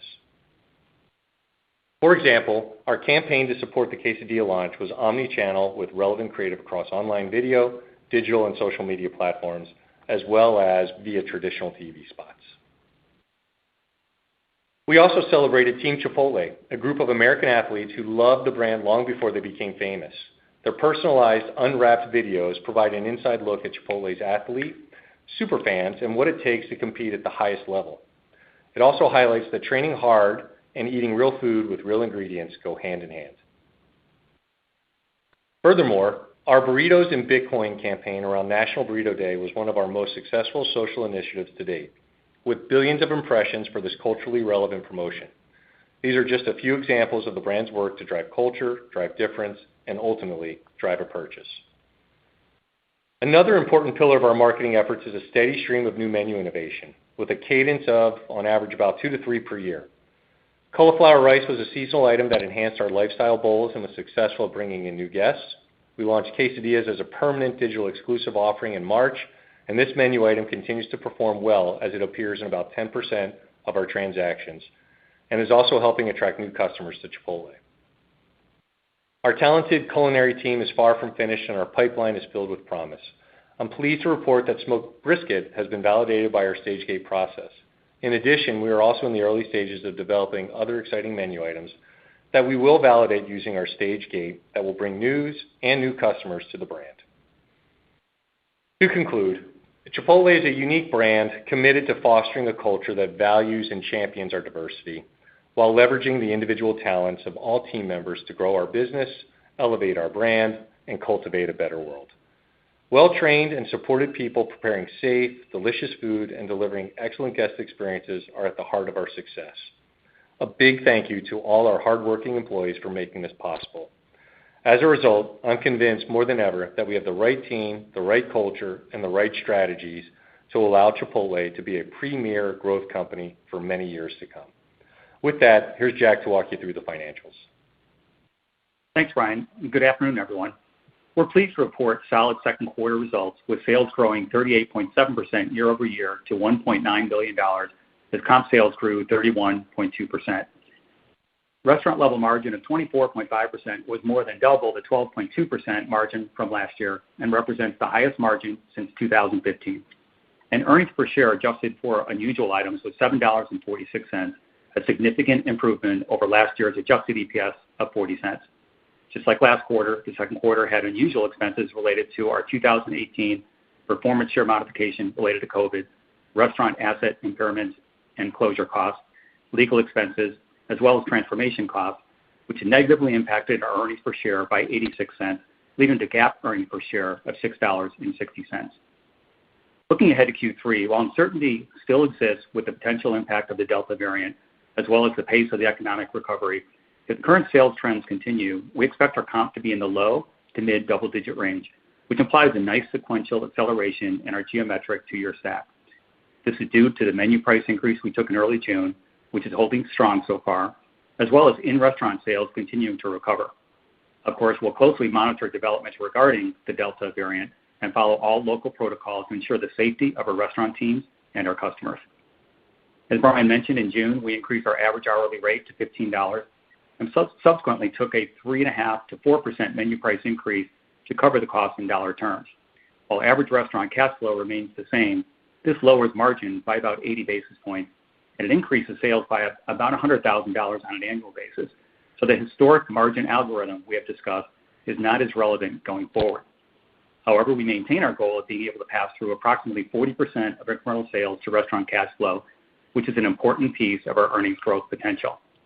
This is critical as we march towards AUVs of $3 million, as higher sales will lead to higher margins, and cash-on-cash restaurant returns should increase well above the low to mid 60% range we're seeing today. Let me now go through the key P&L line items. Food costs are 30.4% in Q2, a decrease of nearly 300 basis points from last year. This was due primarily to leverage from menu price increases, as well as lower beef prices, which were partially offset by higher costs associated with new menu items and avocados. Given the current environment, it shouldn't be a surprise to anyone that Q3 is going to be challenged by several industry-wide issues. most notably beef and freight costs, as well as staffing shortages at our suppliers. We anticipate these commodity headwinds will negatively impact the quarter by an additional 60 to 80 basis points, essentially offsetting the benefit of menu price increases. This will result in food costs for Q3 being at or slightly above the percentage we saw in Q2. Over the next few quarters, we'll have greater visibility on how much of this inflation is permanent versus transitory, and we can take the appropriate actions as needed to help offset any lasting impacts. Labor costs for the quarter were 24.5%, a decrease of 370 basis points from last year. This decrease was driven primarily by sales leverage and to a lesser extent efficiencies related to digital orders, which were partially offset by higher wages that we saw for just 1 month during the quarter.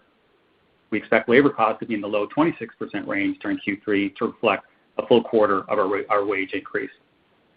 Other operating costs for the quarter were 15.2%, a decrease of 400 basis points from last year, due primarily to sales leverage and lower promotional expenses.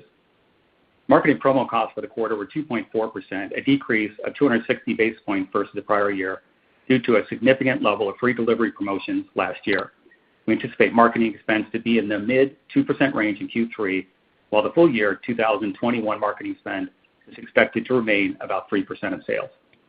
Overall, other operating costs are expected to be in the mid 15% range for the quarter. G&A for the quarter was $146 million on a GAAP basis, or $119 million on a non-GAAP basis, excluding $23.5 million for the previously mentioned modification to our 2018 performance shares, $2.1 million for legal expenses, and $1.2 million related to transformation expenses.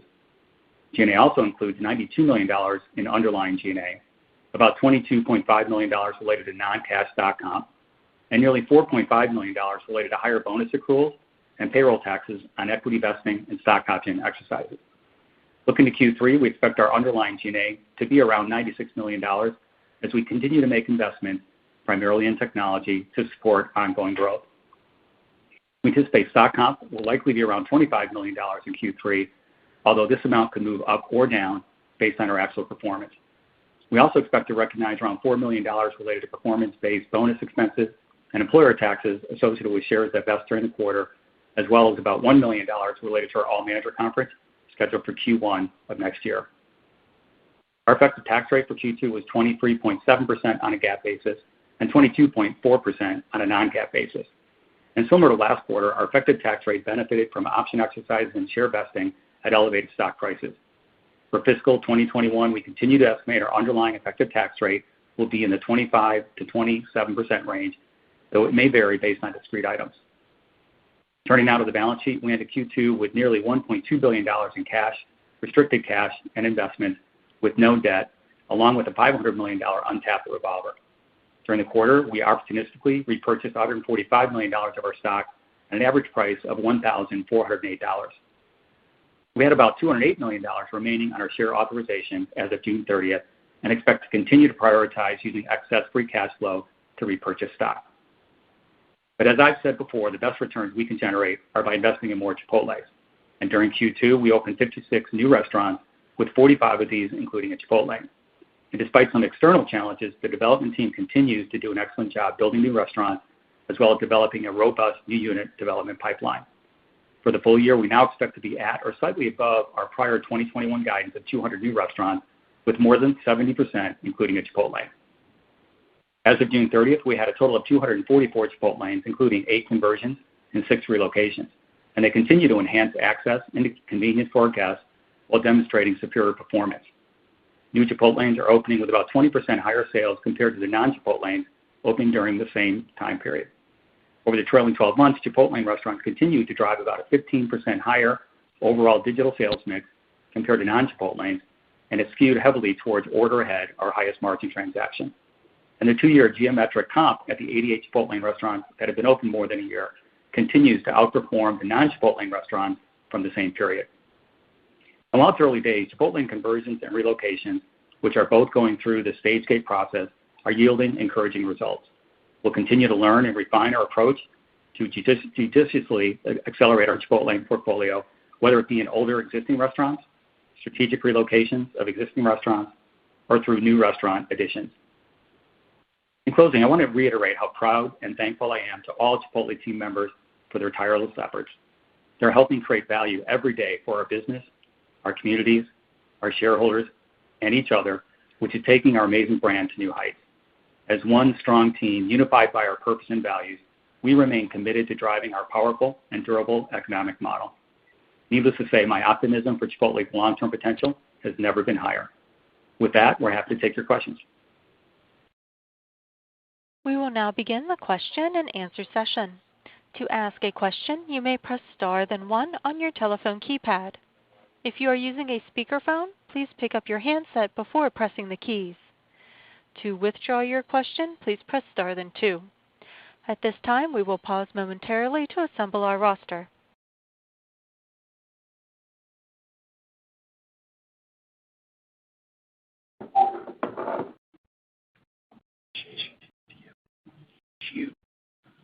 And our first question will come from Nicole Miller of Piper Sandler. Please go ahead. Thank you. Great quarter. Just wanted to ask one question around development with just 2 parts, please. The first is, how are you getting to at least or maybe above 200 units? When you started the year, that seemed like, it could be a really more of a target. So I'm just wondering, what has changed in the marketplace that's allowing you to get there now? And maybe that's a function of also growing the pipeline for next year, if there's anything you can say, even qualitatively on that. And then just the second part is around best practices. How are things going outside of the U.S.? How's Canada? I think maybe the first Chipotle opened. How's Western Europe? I think you're going to suburbs and testing technology. What are some shared best practices? Thank you. Yeah, sure. Thanks, Nicole. And obviously we're very delighted with our quarter results. To get to your specific question about new unit openings, obviously we're halfway through the year, so that gives us more confidence in where we're going to end the year. And I think we talked about coming into the year how we had a really strong pipeline of units that were planned to be open. The team has done a phenomenal job in securing the people capability to be ready to open the restaurants. They've done a phenomenal job on the supply chain to ensure that we have everything we need to open restaurants. And we've continued to have really great openings. So the combination of sites lined up, supply chain in place, people capability ready to go, gives us just that much more confidence on how we'll finish out the year, to reinforce our guidance around 200 plus new openings. And we continue to build a really robust pipeline going forward that's primarily, driven by Chipotle's, which is also a huge enabler for the business going forward. Your second question about what are we seeing in Canada and Europe? Canada continues to perform, and we're really excited about the opportunity of opening more restaurants up there. Obviously, Canada has been a little bit slower on the reopening process, but even despite that, they continue to deliver great economics and frankly are performing in line with the U.S., and we're very optimistic about how we can continue to open and grow in Canada. In Europe, I think I mentioned this in some of our recent investor meetings. We just opened 2 new restaurants outside of London, and both of those are off to really good starts. We're just a couple weeks in, but we love the diversity of assets that we're opening. We love the fact that we have our digital assets all in place. And, I'm optimistic about what we're going to learn so that we can really give clarity on, the opportunity in Europe down the road. But that's still in the early stages of our stage gate process. And I think I mentioned this in the past. Probably COVID has slowed us down in our learning there than anywhere else. But, love what we're seeing in the U.S. on new units, and it's exciting to see the economics we're getting out of Canada. Thanks for taking my question. The next question comes from Dennis Geiger of UBS. Please go ahead. Great. Thanks for the question. Brian, just wondering if you could talk a bit more about the digital and the dine-in businesses. I guess specifically the customer overlap there, where you think that overlap is now. I believe historically it's been sort of in the 10 to 15% range, and just kind of curious if you have any decent sense on where that might be going forward as dine-in traffic goes from 70% to 100, and depending on where digital shakes out. Just curious how you think about that dynamic going forward. Thanks. Yeah, sure. So I think we mentioned this in our comments earlier, but we've hung on to about 80% of our digital sales, and we're seeing about 70% of our dining room sales recaptured of where we were pre-COVID. What we're seeing is the overlap is still in that 15+% range of people doing both channels, which leaves the door open for a lot of incremental occasions or different occasions. The one thing that is driving some of the bounce back in our dining room business is we are seeing more business at lunch, and we're also seeing that lunch business occur, Monday through Friday. And then when you look at kind of like suburban versus urban, that's another place where you're starting to see clearly people return to work or return to normal, I would say, behaviors throughout their day. So the lunch occasion is definitely coming back while we're hanging on to all these new occasions around dinner and a lot of these off-premise occasions we've been talking about over time. I'm guessing, we'll continue to see the overlap slowly go up from here because, as more people return to the dining room, I'm hoping they've had really positive experiences digitally that will suggest, hey, I want to give Chipotle a try in the dining room, and vice versa. Hopefully, people that are dining room only people have heard great things about our rewards program, our digital system, and they'll start giving that a try.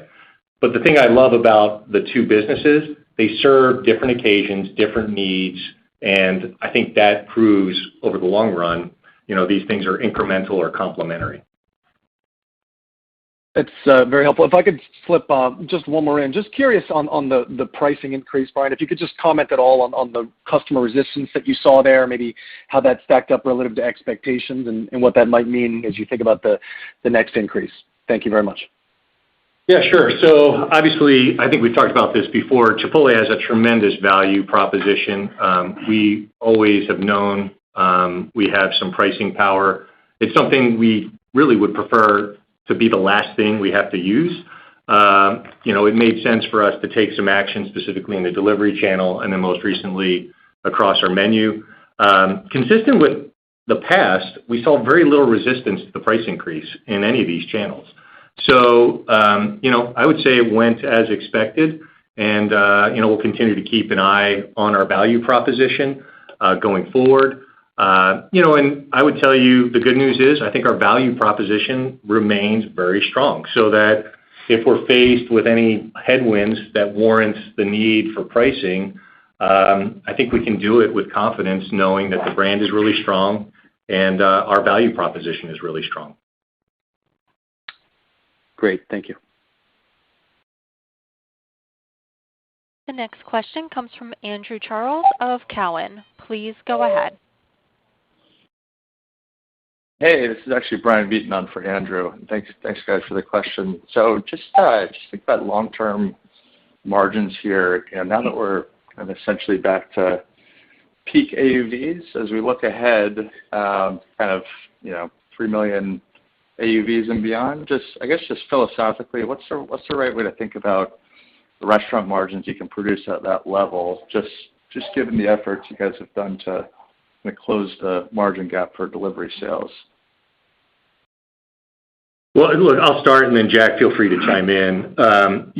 I think what you're hearing from us is we believe we've got a lot of growth still in front of us from a top line standpoint. And the model of how we flow these incremental dollars is very much strong and in place to continue to be a leader in the industry on this front.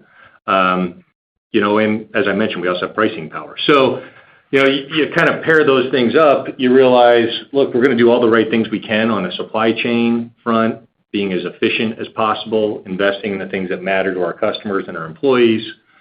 And then obviously, I think we'll be rewarded with top line, and then accordingly, we'll figure out how best to flow that to the bottom line. But, we love the situation we're in. We believe we're going to continue to drive growth from here. And, we're very optimistic about our future. But Jack, I don't know if you want to comment on anything else as it relates to his question. Yeah. Listen, the data point that we shared today about when we grow our sales, we expect about 40% to flow through to the margin. Suggests there's still a lot of leverage as we grow our volumes from 2.5 million up to the $3 million, that our margin is going up. And, I would just, in rough terms, I would say from where we are today in the 24-25% range, we can add hundreds of basis points of margin as we move up from 2.5 up to 3 million. And importantly, when we get into that range, we're going to have cash-on-cash returns on our restaurants, which today are very attractive at 60-65%. They're going to be in the 80, 90, even approaching 100% returns. And that's, frankly, internally, that's something we've always looked at. We know that if we generate superior returns on all of our invested capital, that we can add lots of shareholder value, and we expect that to only get better over time. Thanks a lot, guys, and congrats on a great quarter. The next question comes from John Glass of Morgan Stanley. Please go ahead. Hi, thanks very much. First, just going back to pricing, just to level set, where will the effective pricing be in the third quarter, just given the price increase you took in the delivery? I just want to make sure I understand that in the context of your comp guidance. And related to that, Jack, I understand the mechanics of lowering restaurant margin with the increase in the labor. You made it sound like that's just going to be the way it is, but I think previously you'd sort of talked about, well, we'll look at pricing over time so that we can kind of get back to that one-to-one relationship with AUVs and margins. Is that still the goal, or do you just think it should be lower because you don't want to get too aggressive on pricing in the near term? Yeah, John. I mean, listen, there's still that possibility, that we could take additional pricing action to, fully close the gap. I just think there's so much going on right now with inflation and the question about whether inflation is transitory or permanent. We've got labor inflation. We took a big move there. We'll see how that shakes out. And now we've got the Delta variant as well. There's just a lot of unknowns. And so what we don't want to do is sit here and declare that we're going to do something with certainty between now and the end of the year. I think what we want to do is let's see how the menu price continues to be accepted by customers. So far, really, really good. Really seeing no resistance whatsoever. Let's see what happens to inflation, and let's see what happens to the economy over the next several months. And we'll make the appropriate decisions at the appropriate time. But I think the important thing, John, is that we've got a lot of upward mobility on our margins. We have pricing power. Now it's just a matter of how and when we decide to use that pricing power to either protect margins or to invest in our people, like we just did with the wages. But nothing's been locked and loaded in terms of what we will do between now and the end of the year. Mm-hmm. And the effective pricing for the third quarter? Yeah, John, it's the Q2 was about 9-ish%, call it. Q3 will be slightly higher. What happens is you're going to get the full quarter for the wage menu price increase we just took. We got about a month worth of it in Q2.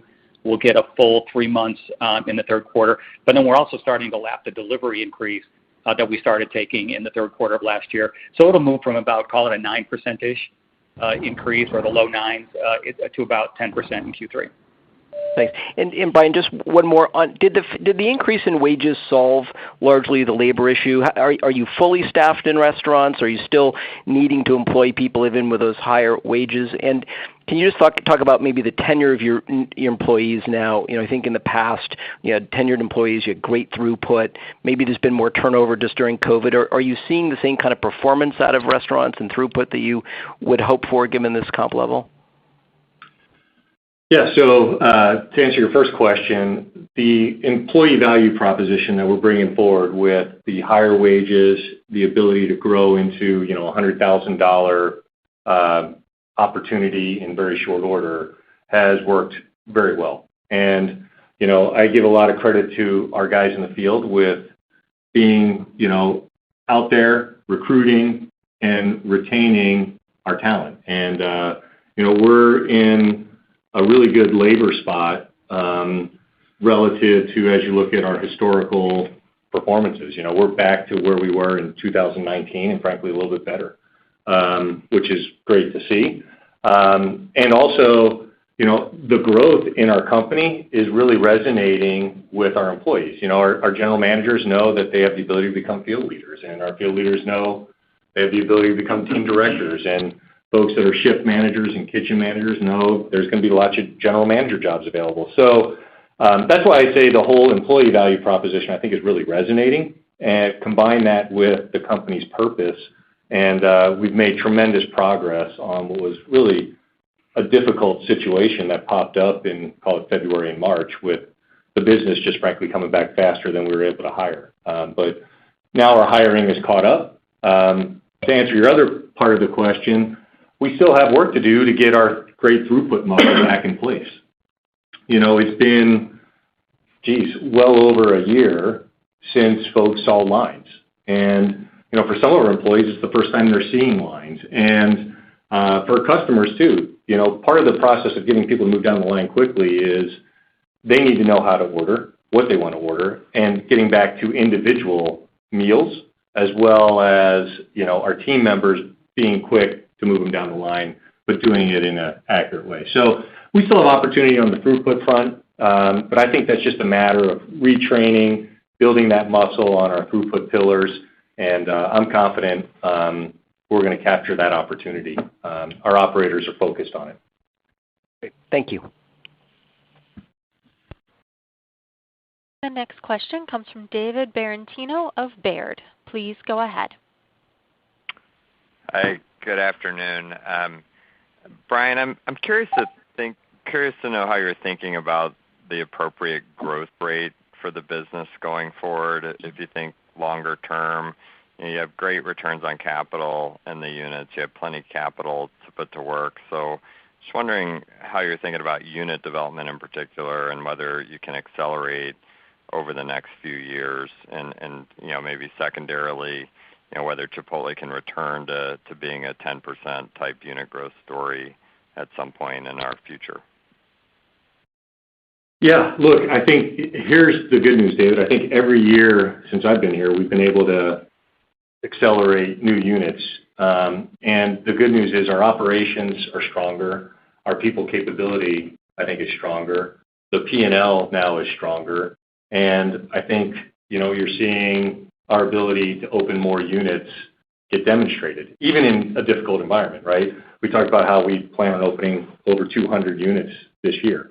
So I think there's going to be an opportunity for us to continue to accelerate. The pace at which we do that, we're going to be probably more on the conservative side than putting the pedal to the metal on that one, because I just want to make sure we continue to open with excellence. And, I know there's demand. I know the economics are excellent, and I know we have the people capability. I just want to keep doing it in a way where we're able to build upon our success, and we, have tons of runway in this space. So optimistic about our ability to accelerate from here. What that ultimately looks like, as we get closer to each year, we'll probably have a better idea of what we can build on. Great. Thank you. The next question comes from David Palmer of Evercore ISI. Please go ahead. Thanks. Just a quick follow-up first on the pricing that you did on the delivery side. Did you see a shift to mobile order and pickup, and do you think that's related? And if you did, was it related to the pricing at all? We saw a little bit of a move into our order ahead business, but it coincided, David, with also kind of everything reopening a lot more. So I don't know how much of that was driven by the pricing versus the fact that, the customer was now more mobile, and, they clearly saw the trade-off in paying for the convenience of delivery versus ordering ahead and picking up. But we saw very little resistance in our delivery business. So, I think it's more to do with people wanting different occasions, and then what they want to pay for those occasions, and the fact that they're more mobile than, frankly, the pricing driving those behaviors. But, Jack, I don't know if you want to add anything to that. No, Brian, I would say the same thing. We're really pleased with the trends. We didn't see anything that was a sudden resistance to the delivery menu price, but because it coincided with people becoming, out and about a little bit more, we did see a little shift in that business. So it's hard to sort through and figure out how much is due to pricing, how much was due to, just people looking for the in-store, ordering process. But the bottom line is our business moved up. Okay, it did move backwards. It definitely moved up when you combine all the channels. Yeah, and actually, I think the only thing I'd add to that, David, is one thing we continue to learn is these occasions are unique. If you want a delivery occasion, you usually don't trade it off with an order ahead occasion. But the ability to have access to both is really powerful. So, that's what I think Jack's point is. Like, at the end of the day, we didn't see a step back in our business. We continue to see steps forward. And I think it was more driven by the fact that people were more mobile, and then they realized these additional access points. And just a related question about where this on-premise ordering will end up at the end of the day. The consumer's been trained to do digital ordering for you. The on-premise ordering, it feels like it's something like $500,000 per store lower than it was pre-COVID. But in some ways, you're not missing it because you have high margin digital orders. But some of this is probably going to come back because people are still a little COVID cautious, worker shortages, work from home, and some of those things will burn off.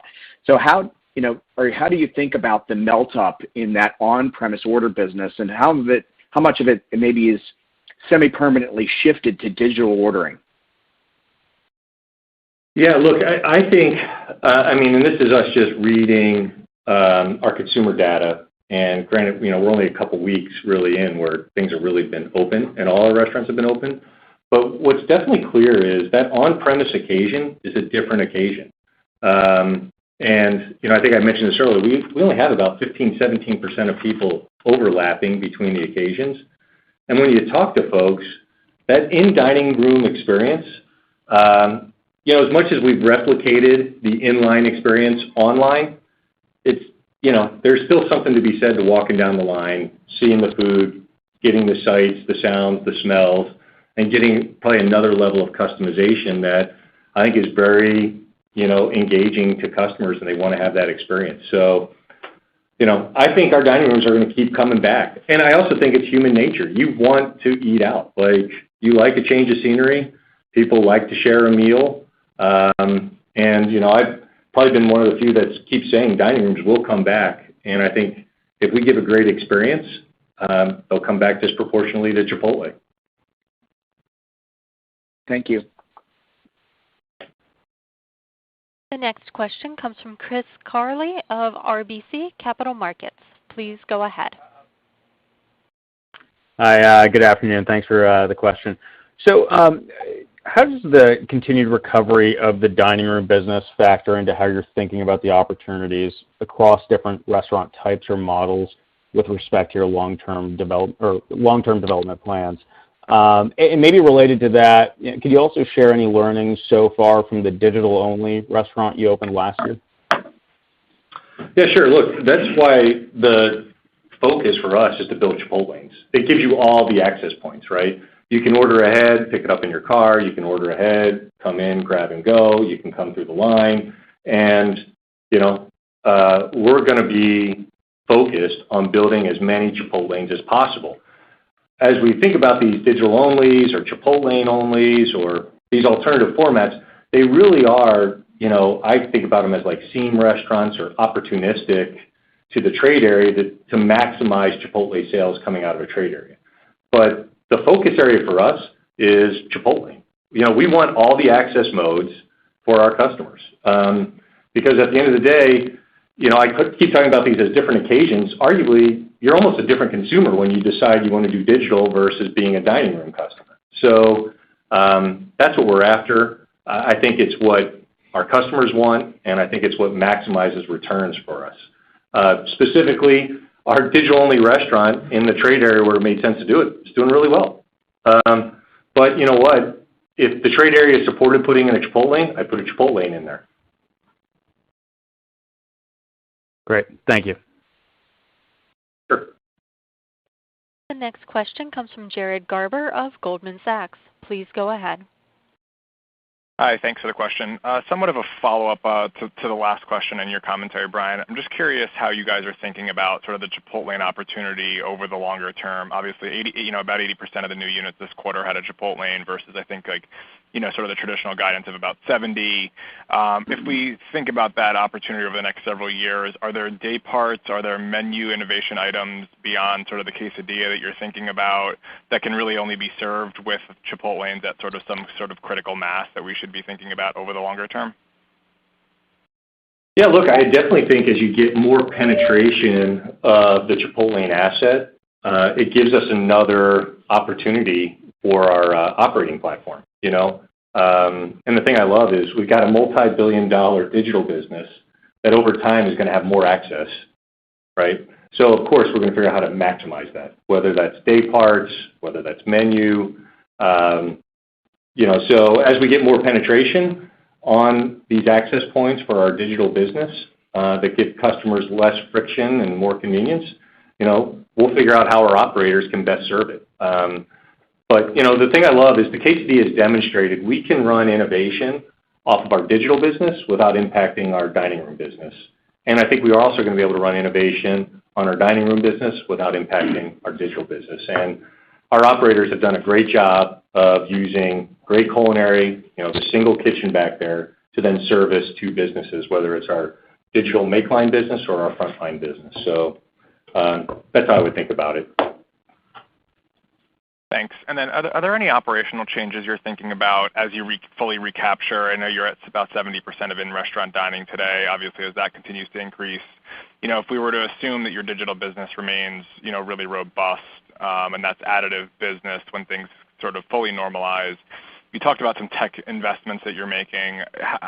Are there sort of remodel thoughts about, what a sort of a Chipotle of the future might look like as you balance out maybe a very robust in-restaurant experience with the digital side as well? Yeah, look, the way I would describe it is we're going to be investing in ways to get better throughput executed in both the digital make line and our front line. And, we're looking at investments on helping our teams with, smarter prep, having the right food available at the right time, better forecasting, better staffing. These are all things that will just allow us, frankly, to provide more burritos and bowls digitally, as well as more burritos and bowls on the front line. So we're really focused on the fact that we've got a lot of capacity in these restaurants. So whatever we can do to invest in our people or our operation to enable them to provide more burritos and bowls per minute is a huge leverage point for us. So, that's the way, like at the highest level, that's how I think about it. I mean, there's various things and, simple projects that, provide certain benefits, but the higher order thing we're after is how do we ultimately end up with just enhanced throughput, both for the digital business and the frontline business, and in such a way where we still give no compromise on customization, quality of food, and, now with our digital business, accuracy. Great. Thanks so much for the color. The next question comes from John Ivankoe of J.P. Morgan. Please go ahead. Hi, thank you. I guess at this point in the call, I was curious if we could have, some color, about, dine-in, and I guess the relationship between dine-in and off-premise broadly in the markets that have been open the longest, like the Southeast and Texas, versus, I guess the Northeast and West Coast. How much, of a difference in kind of customer flow are you seeing, kind of 21 versus 19? And, are there some, perhaps leading indicators that we can talk about as all markets, I guess, fully normalize and become the same in 2022? Yeah, look, I would tell you I think the most, important leading indicator for us is we're starting to see our lunch business come back.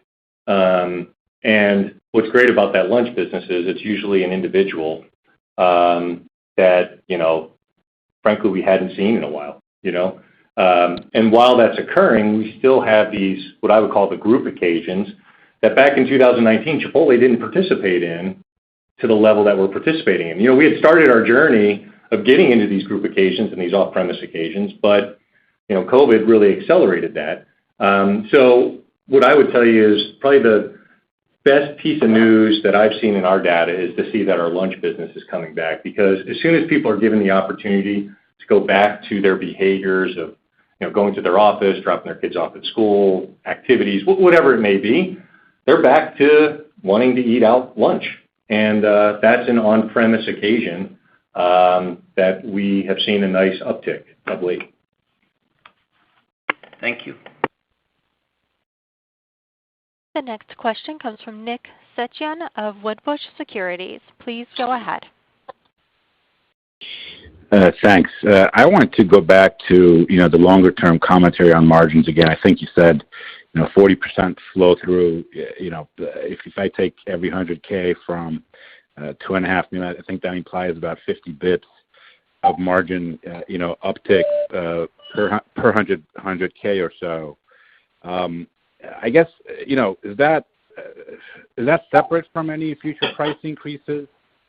And also, how are you thinking about sort of labor inflation and overall inflation in general, as we kind of progress, from this 2.5 million AUV to, 3 million over the next few years? Yeah, Nick.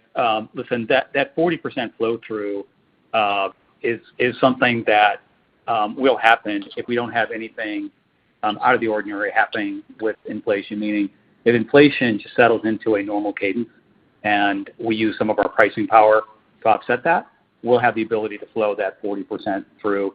If you have a dislocation for some period of time, that 40% is going to vary. But we know, as I mentioned a few minutes ago, when we know we have pricing power, we're in a position, because we're all company owned and we take a long-term view, we can watch how the inflation unfolds over the next few months, the next few quarters. We can see how much is transitory, how much is going to be permanent, and we could take the right pricing action at the right time. So we don't have to be in a hurry to do it, like some franchise organizations might be, feel a little bit more pressure to do that. But the 40% flow through, that assumes just kind of over a longer period of time, as you're moving from this $2.5 million volume up to 3 million, that as long as over that period of time, maybe not every quarter, maybe not every year, but over that period of time, we're able to offset inflation with some modest pricing, increases, we can have that 40% flow through. And then just on the smoked brisket near term, is the timing on that Q4 or Q3? We haven't nailed down. Yeah, or go ahead, Jack.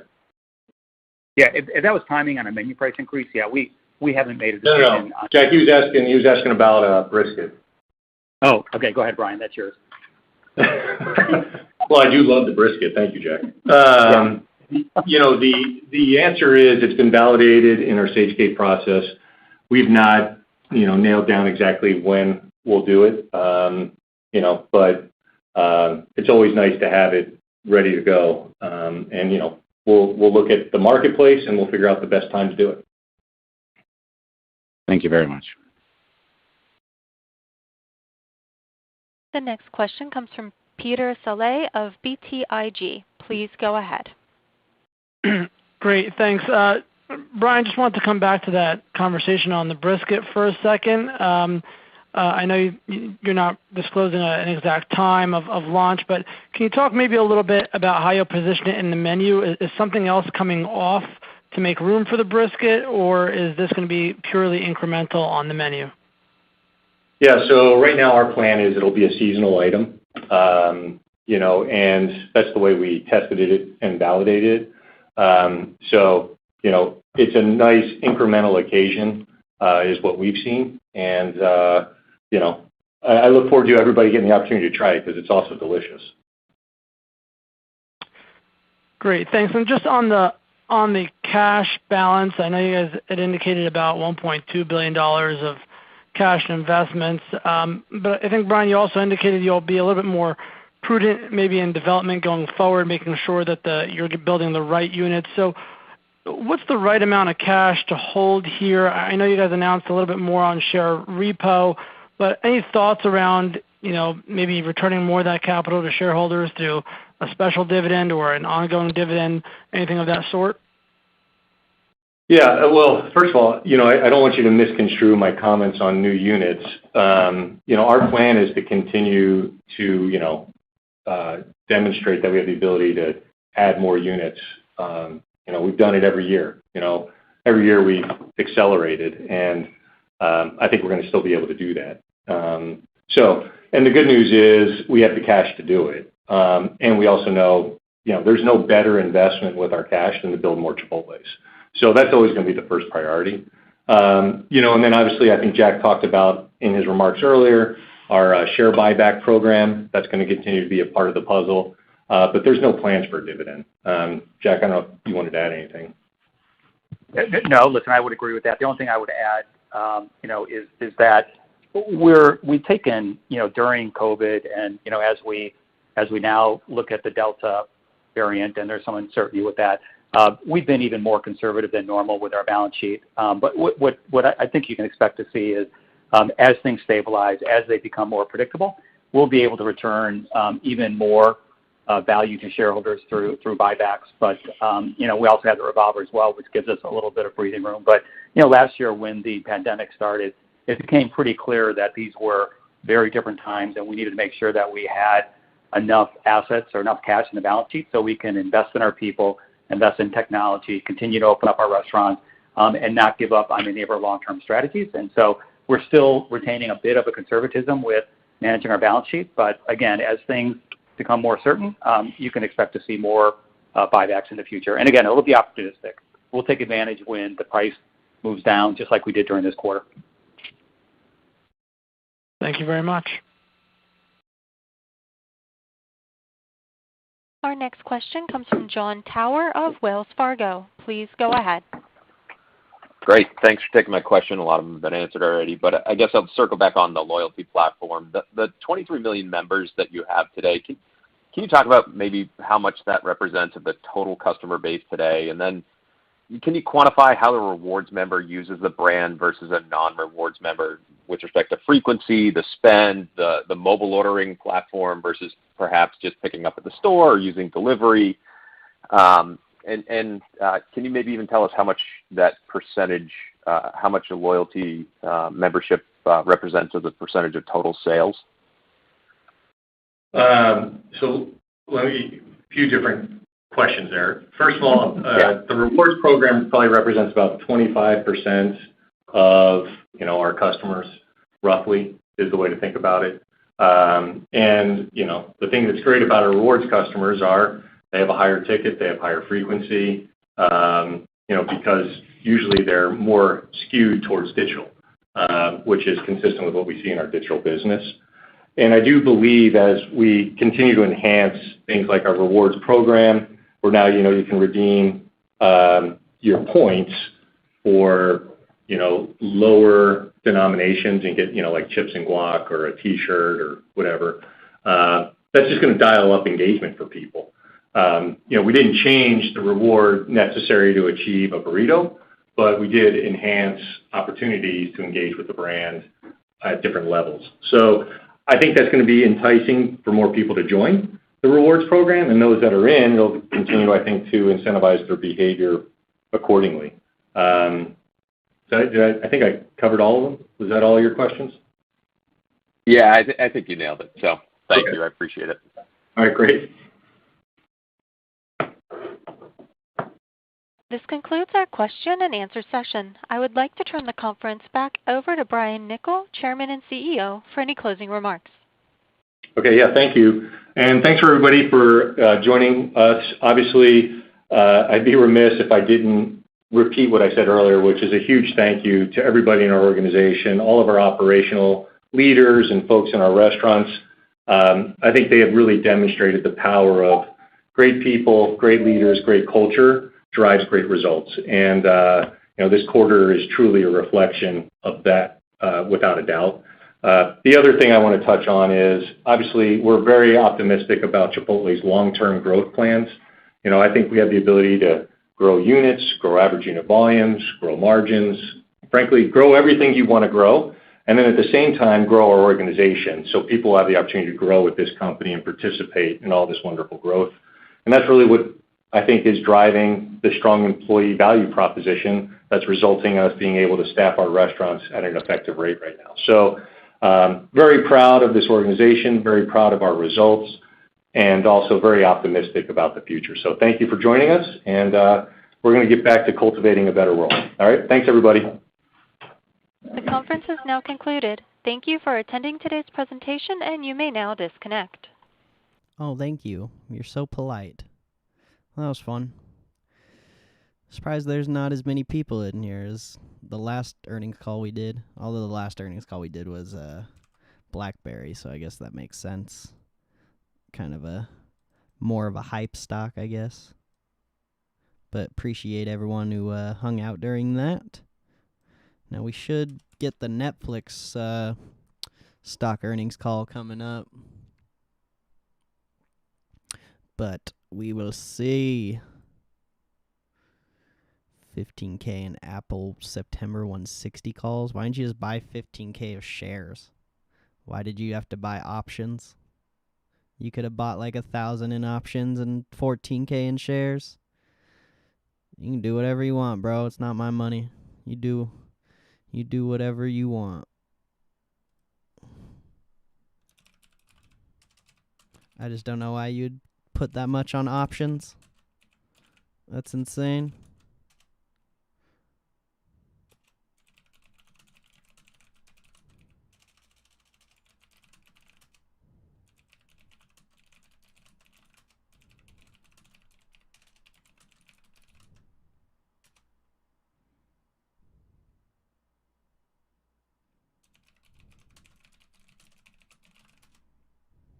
Quite insane.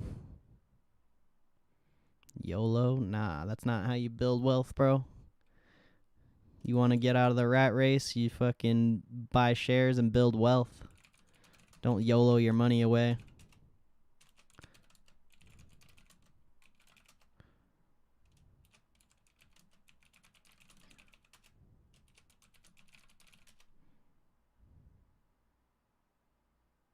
Whoops.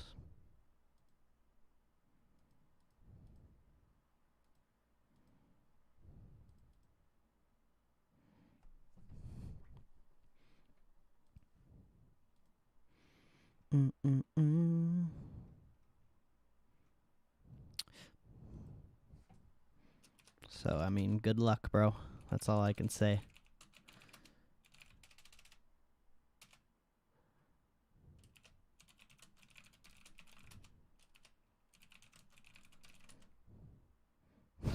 Bro, just because Apple has good earnings, it doesn't mean the stock has to move. But like I said, good luck.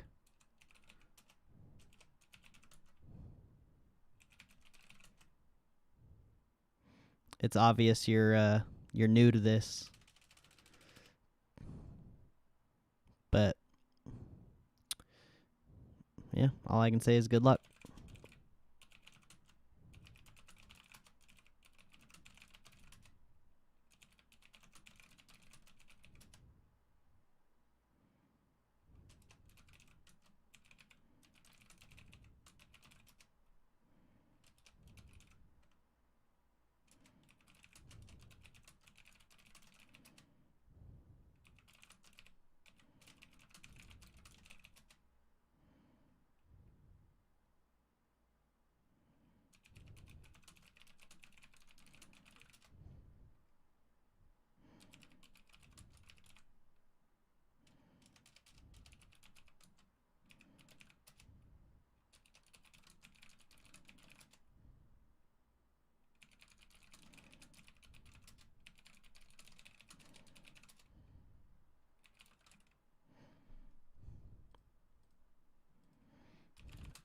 If you have to come into some random live stream and ask what to do with your play, then I don't think you're very confident in it.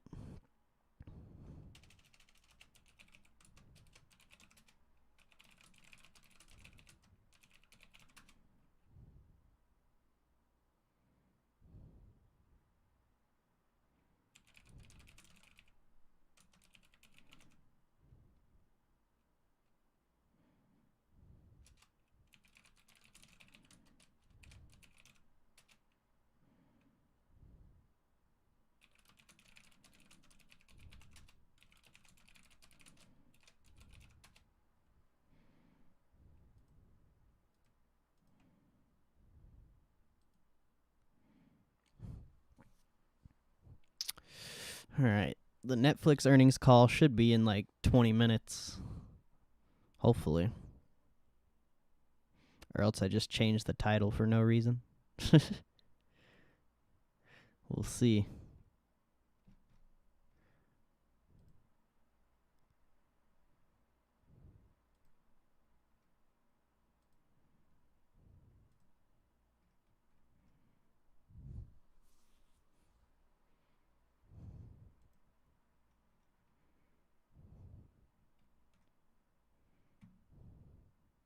Did UAL have their earnings yet?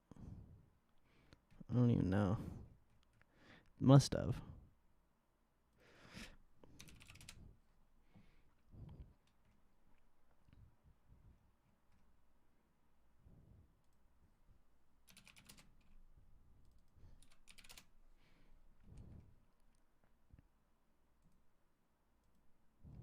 We'll just wait ever so patiently for the Netflix one.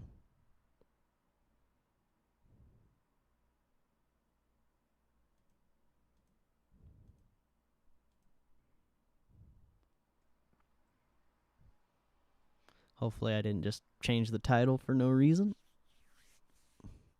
Should get something.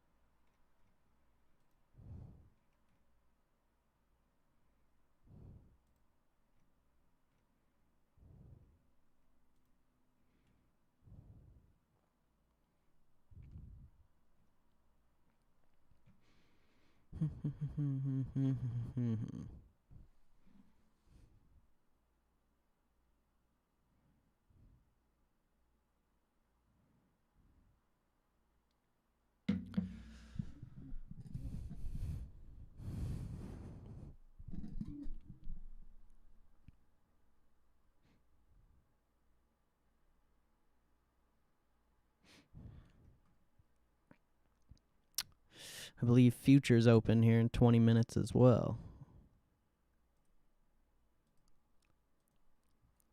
So at least we'll have something to watch.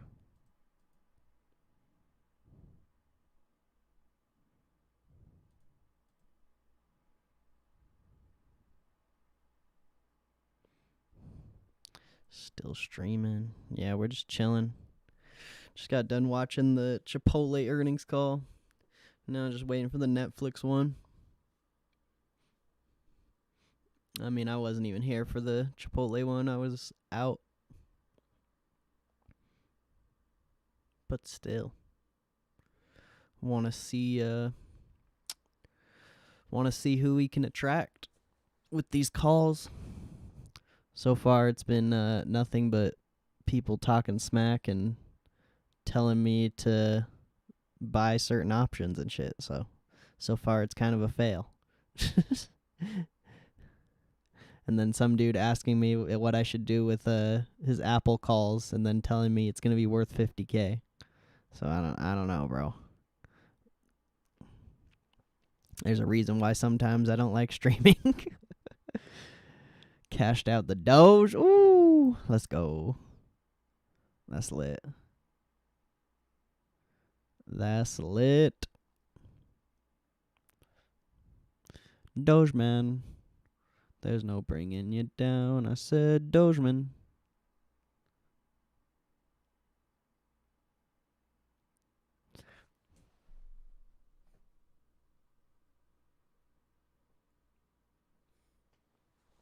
Like, I don't know. I find it odd that you'd go into some random stream, ask them what to do with your play, and then tell them it's going to be worth $50K.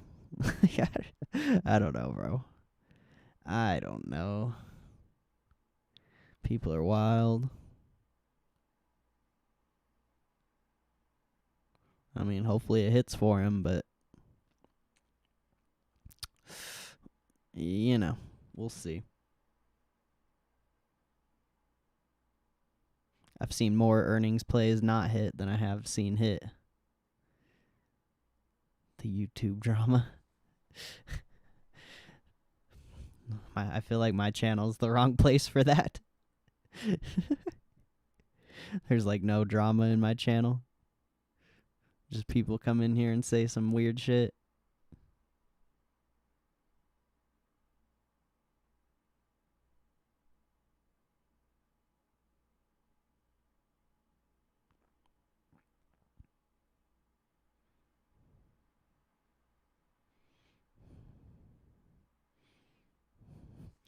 Damn, there's a 30,000 share purchase on the SPY. That's crazy.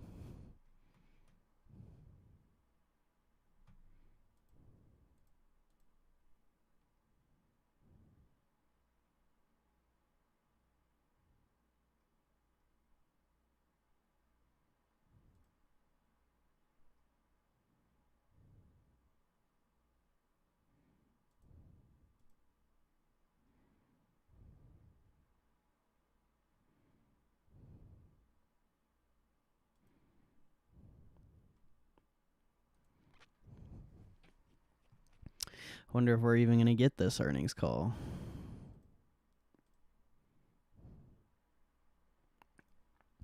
Hasn't even popped up yet. Supposedly is in 15 minutes. But I have yet to even see it.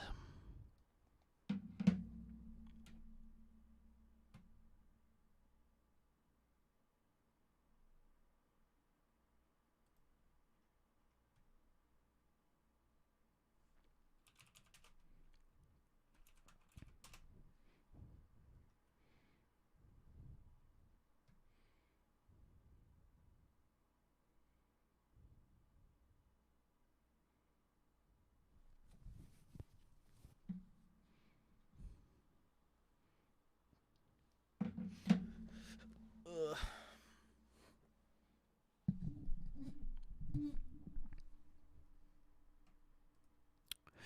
Where is crypto at anyway?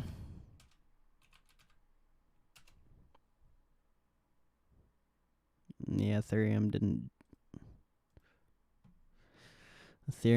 really go above 1800. It's a little sketch.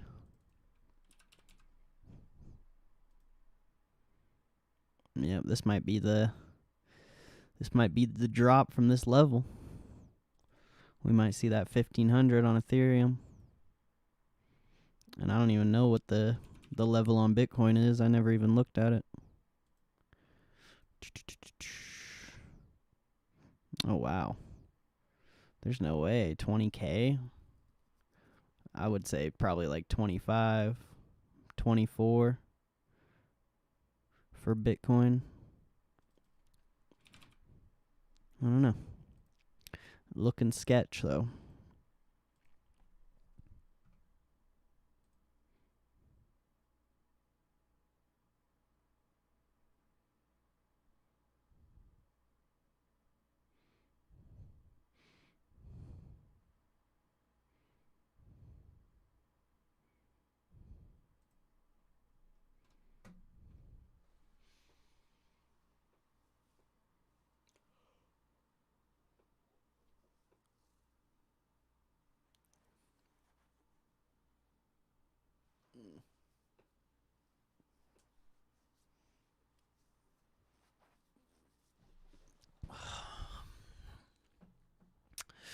Got about 15 minutes till the Netflix earnings call. Supposedly. That's what I'm told.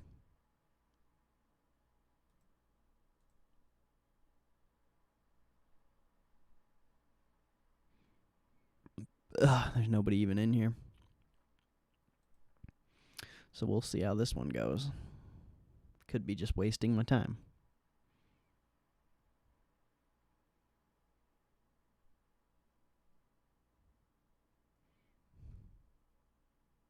Oh, Elvis is still here. Says nobody's in here.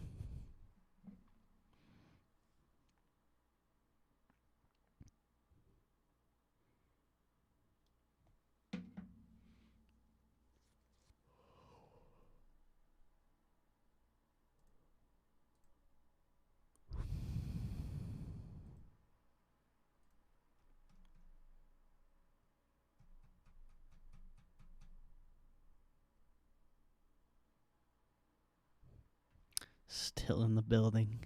There's nobody even here.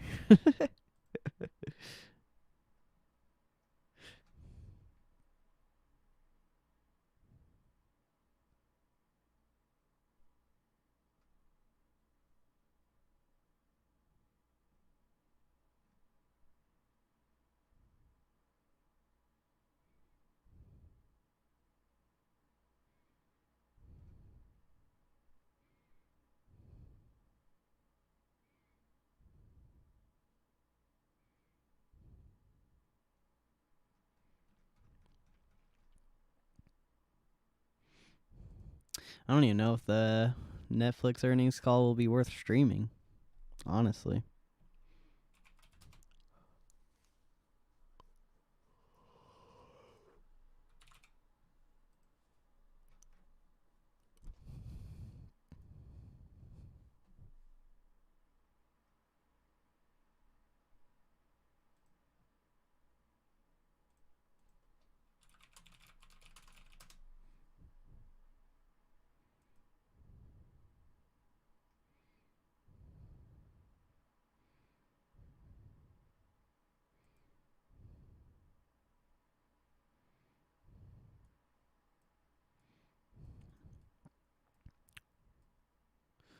Bruh.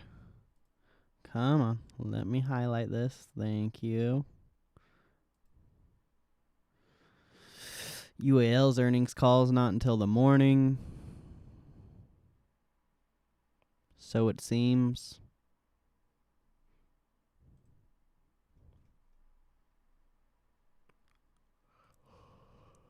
So we'll just see.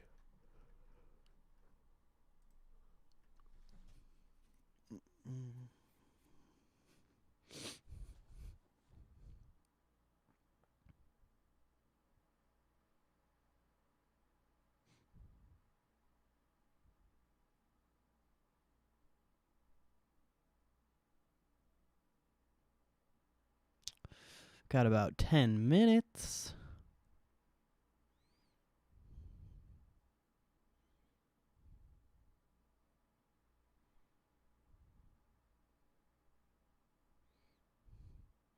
Make any trades? Nah.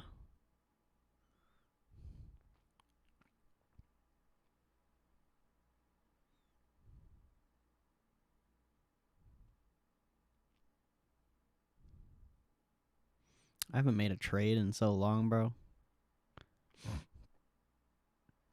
No, that's a lie. I did a SPY trade the other day.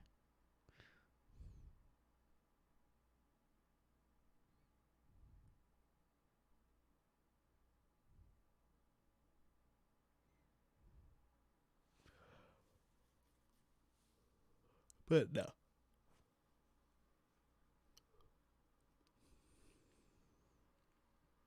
I still want that Dollar General play, but Dollar General is just way too solid. Makes me not want to do it.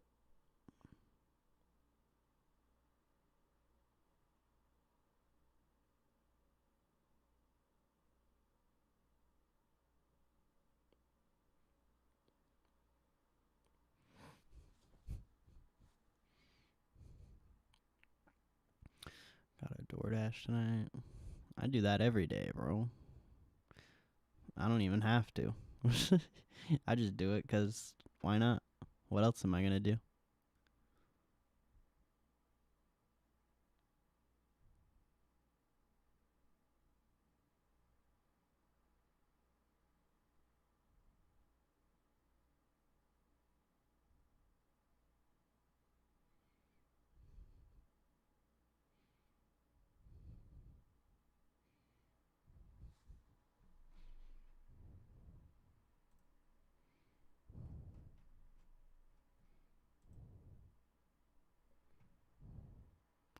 Bro, where is this earnings call?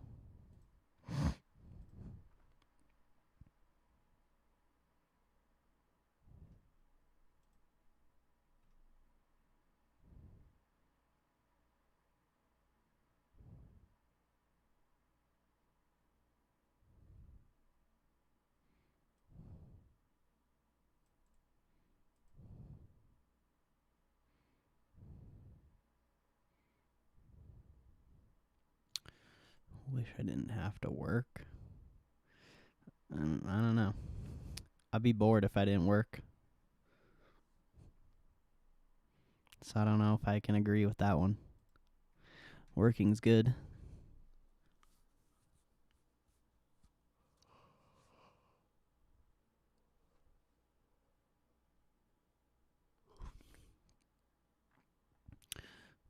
Netflix. Nah, I'm just waiting on the call.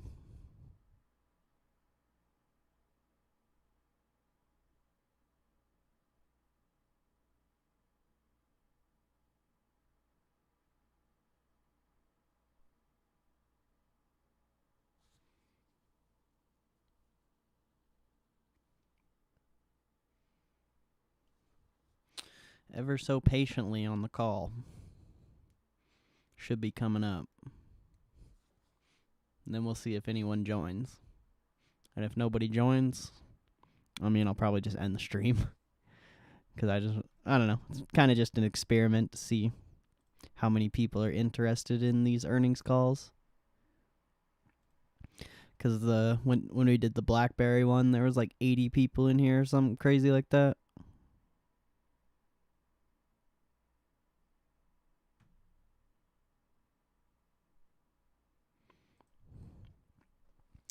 So I'm just curious what companies or people are hyped on or not.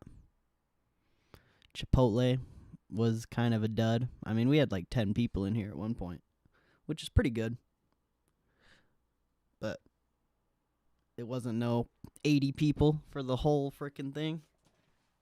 Like, BlackBerry was insane. It's kind of what inspired me to start listening to these, or I guess not. I'm not really like listening to them the whole thing, but to stream it. Just get more people to be introduced to the channel, I guess.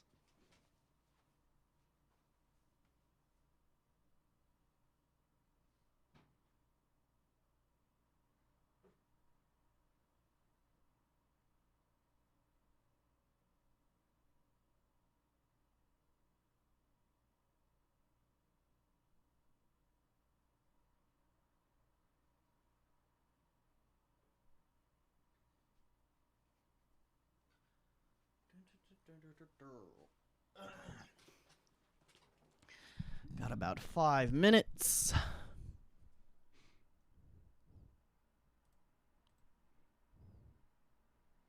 Still am not seeing it.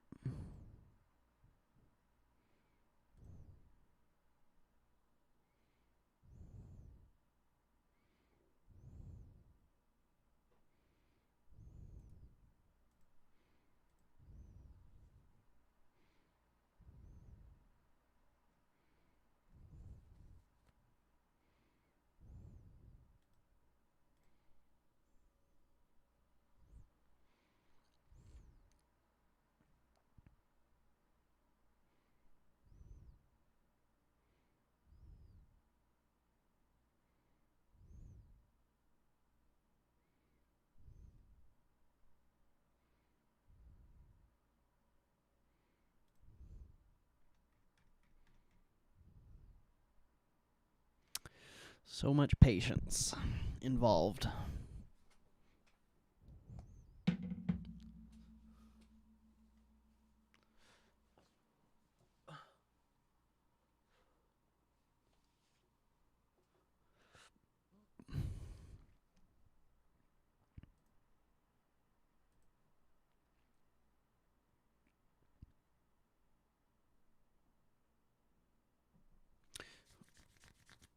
Futures will be open too in like 4 minutes. So I guess we can switch over to TD. Close out E-Trade.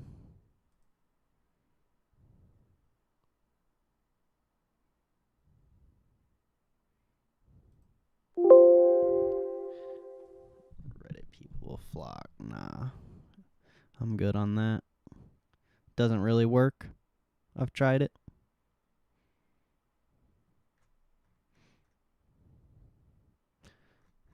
When there's fucking 100 other streams with the same exact title, doesn't work as well as you'd think it would.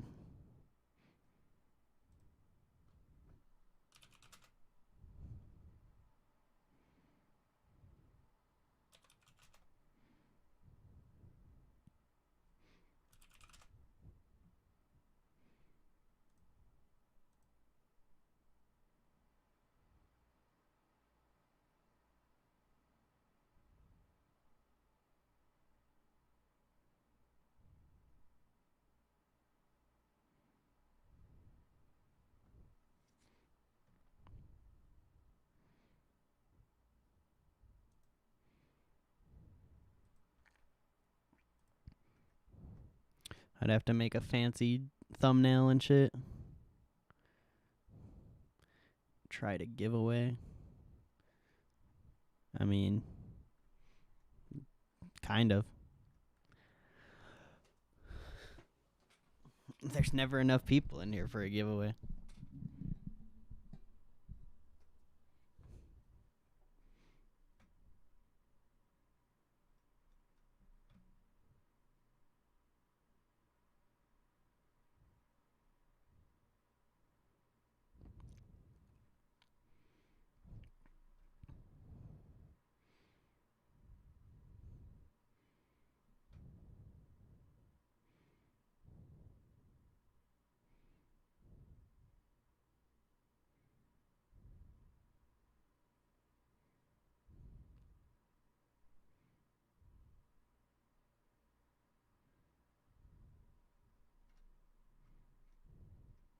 All right, this earnings call should be on, but it's still not on.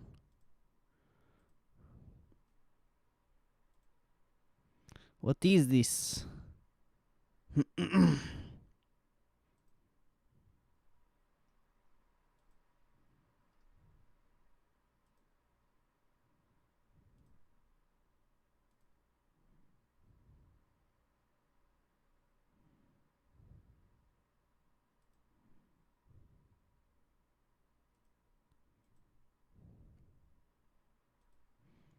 Bro, seriously though. Why is this not?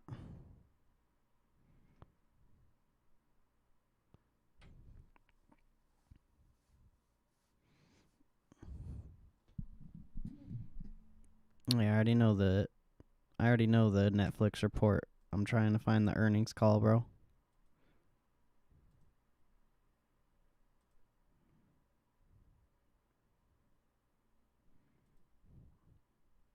It's 4 o'clock. It should be live.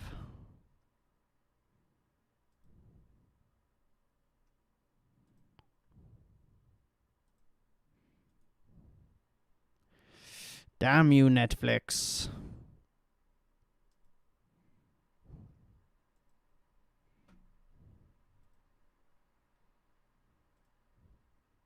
Oh, I think I just found it.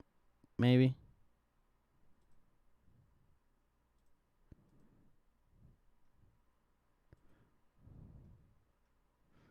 It's not even live.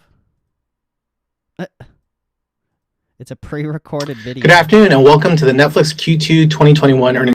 That's so earnings interview. I'm Spencer Wong, VP of IR and Corporate Development. Joining me today are Co-CEO Reed Hastings, Co-CEO and Chief Content Officer Ted Sarandos, COO and Chief Product Officer Greg Peters, and CFO Spence Newman. Our interviewer this quarter is Nidhi Gupta from Fidelity. As a reminder, we'll be making forward-looking statements and actual results may vary. Let's turn it over to Nidhi now for her first question. Thank you, Spencer. Great to be with you all again this quarter. Lots of exciting stuff to talk about, so let's dive in. Just starting with the quarter, nice to see net adds coming in a little bit better than your expectations. Help us understand what contributed to that. Sure, Nidhi, I can take that and others can jump in, but as you saw, the quarter kind of played out pretty much as expected. So we delivered 1.5 million paid net adds relative to a guide of 1 million. And what we're seeing is what we've sort of been talking about for the last couple quarters, and that there's still a bit of choppiness to our growth. You know, we had the kind of big pull forward in 2020 of subscriber ads. We also had the push in production of some of our kind of key returning titles and big tentpole new releases until the latter part of the year. But overall, the business is performing well. Our churn is actually down relative to the more comparable 2-year-ago period in 2019, Q2 of 19 before COVID. Our viewing, and we've talked about in the letter, our engagement is up nearly 20% over that period. But we still feel a little bit of that drag in terms of our acquisition growth as we're kind of working through what we hope is, and we can't be sure, but what we hope is the tail end of this COVID choppiness, where we see on the acquisition side as markets reopen, it does slow things down a little bit. Yeah, and I'd just say that's a nice steady progression in terms of getting our COVID delayed slate back up for our members. little by little. We're still very heavily back weighted for this year, but there's a nice steady progress in the content, in the quality of the content, and the excitement around the programming that came out in this past quarter, which we saw across the board in our films with Army of the Dead and Fatherhood, and our series, both local language and English language for the world, like Lupin and Who Killed Sarah, and even our animated projects like Mitchell's versus the Machine was a nice hit this quarter. So we think nice steady progress, but reminder that we're still pretty back weighted in that slate. What are you seeing in the business over the last month or so as some of your markets have really started to open up? What's kind of in your guidance for that, and also the Olympics, balanced with the fact that you have a lot more content coming in the second half? Sure. Well, the Q3 guide is actually, it kind of reflects a lot of what we've seen in Q2, frankly. So as I mentioned, the underlying business metrics are really healthy. The one thing we do see with COVID is we don't see the big spikes that we saw in terms of engagement or acquisition or churn that we saw in the very early days of the pandemic. But on the margin, acquisition is impacted. So, for example, in Q2, when things tightened up a little bit, say in Brazil or India, we did see some increase in acquisition. And similarly, as markets reopened, particularly in most of EMEA and the UCAN region, that did have a bit of a headwind on acquisition. And that's reflected basically in our Q3 guide as well. So similar business fundamentals, hopefully kind of starting to move a little bit further away from those market reopenings, which is why you do see some incremental growth. So a better seasonal period, as well as moving a bit away from those market reopenings, but not a big fundamental change. And then hopefully into a even more reacceleration as we get to the end of the year, as we really get into the kind of heart of our kind of strong release schedule, as well as peak seasonality. I think a big question on investors' minds is just, how do you feel about your ability to get back to pre-COVID levels of net adds as we get into 2022? Yeah, well, and others should chime in, but I just want to kind of emphasize, even with the Q3 guide and then into Q4, if we deliver on our Q3 guide, and we talk about in the letter, that will be the growth pattern in our business is over a long term, is over the long trends, is remarkably consistent and steady. So, if we deliver on our guide, it means we'll have added 54 million new members over that 2-year period, or on average 27 million a year, which is right in line with our past few years of growth in 2018 and 19. So we remain on that growth trajectory. And again, once we get into Q4, what we would expect is, as we get through, hopefully, that tail end of the COVID choppiness, we get into that strength of slate, we get to a kind of a high seasonal period for us, we'd expect to end the year on a much more kind of normalized growth trajectory. But we kind of have to get there. And Nidhi, you can decompose the long-term risk into two things. One is, does internet streaming slow down? And that seems pretty unlikely. Internet streaming's been amazingly consistent, prolific. As you get new competition in, you get validation, more reasons to get a smart TV or unlimited broadband. So I think for at least the next several years, the growth story of streaming as a whole is very intact. And then you've got the secular competition story. Does HBO or Disney or other entry have a differential impact compared to the past? And we're not seeing that in the detail that we have per country, because they're launched in some countries and not in others. That gives us comfort. We're not seeing that in the total viewing, like the Nielsen measures. And so we think mostly all of streaming is a growth story competing from linear TV. And that will be true till, say, streaming is 50, 60, 70% of viewing. And then there's going to be shakeout, and we want to be prepared and leading that. But again, the next couple of years, streaming is still in the early stages. Thank you.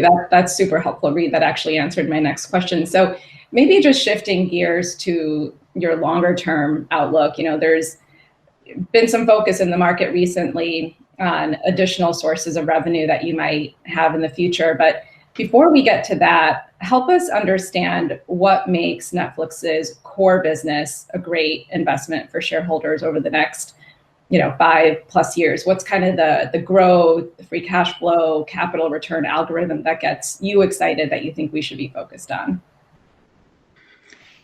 Look, I think go ahead, Spence. Well, I was going to throw it to one of you first, if you like, so that's okay. You want to pick it up? The big picture that all investors get is being a secular internet play.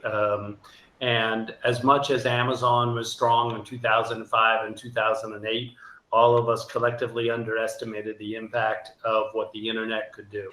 And this is the internet applied to entertainment. And consumer entertainment around the world is an enormous market. It has great potential, for us and potentially our competitors. And so that big thesis is, again, what gets people excited. And when we're growing revenue by, 19%, it's not that hard to grow 300 basis points of margin. As the revenue growth slows, it'll get a little bit tougher. But we'll continue to lean into that. And so I would say, it's fundamentally a story of this big secular revenue growth, management team committed to growing profits and cash flows, and then returning those cash flows through buybacks, which Spence got a big start on this quarter. So over to you, Spence.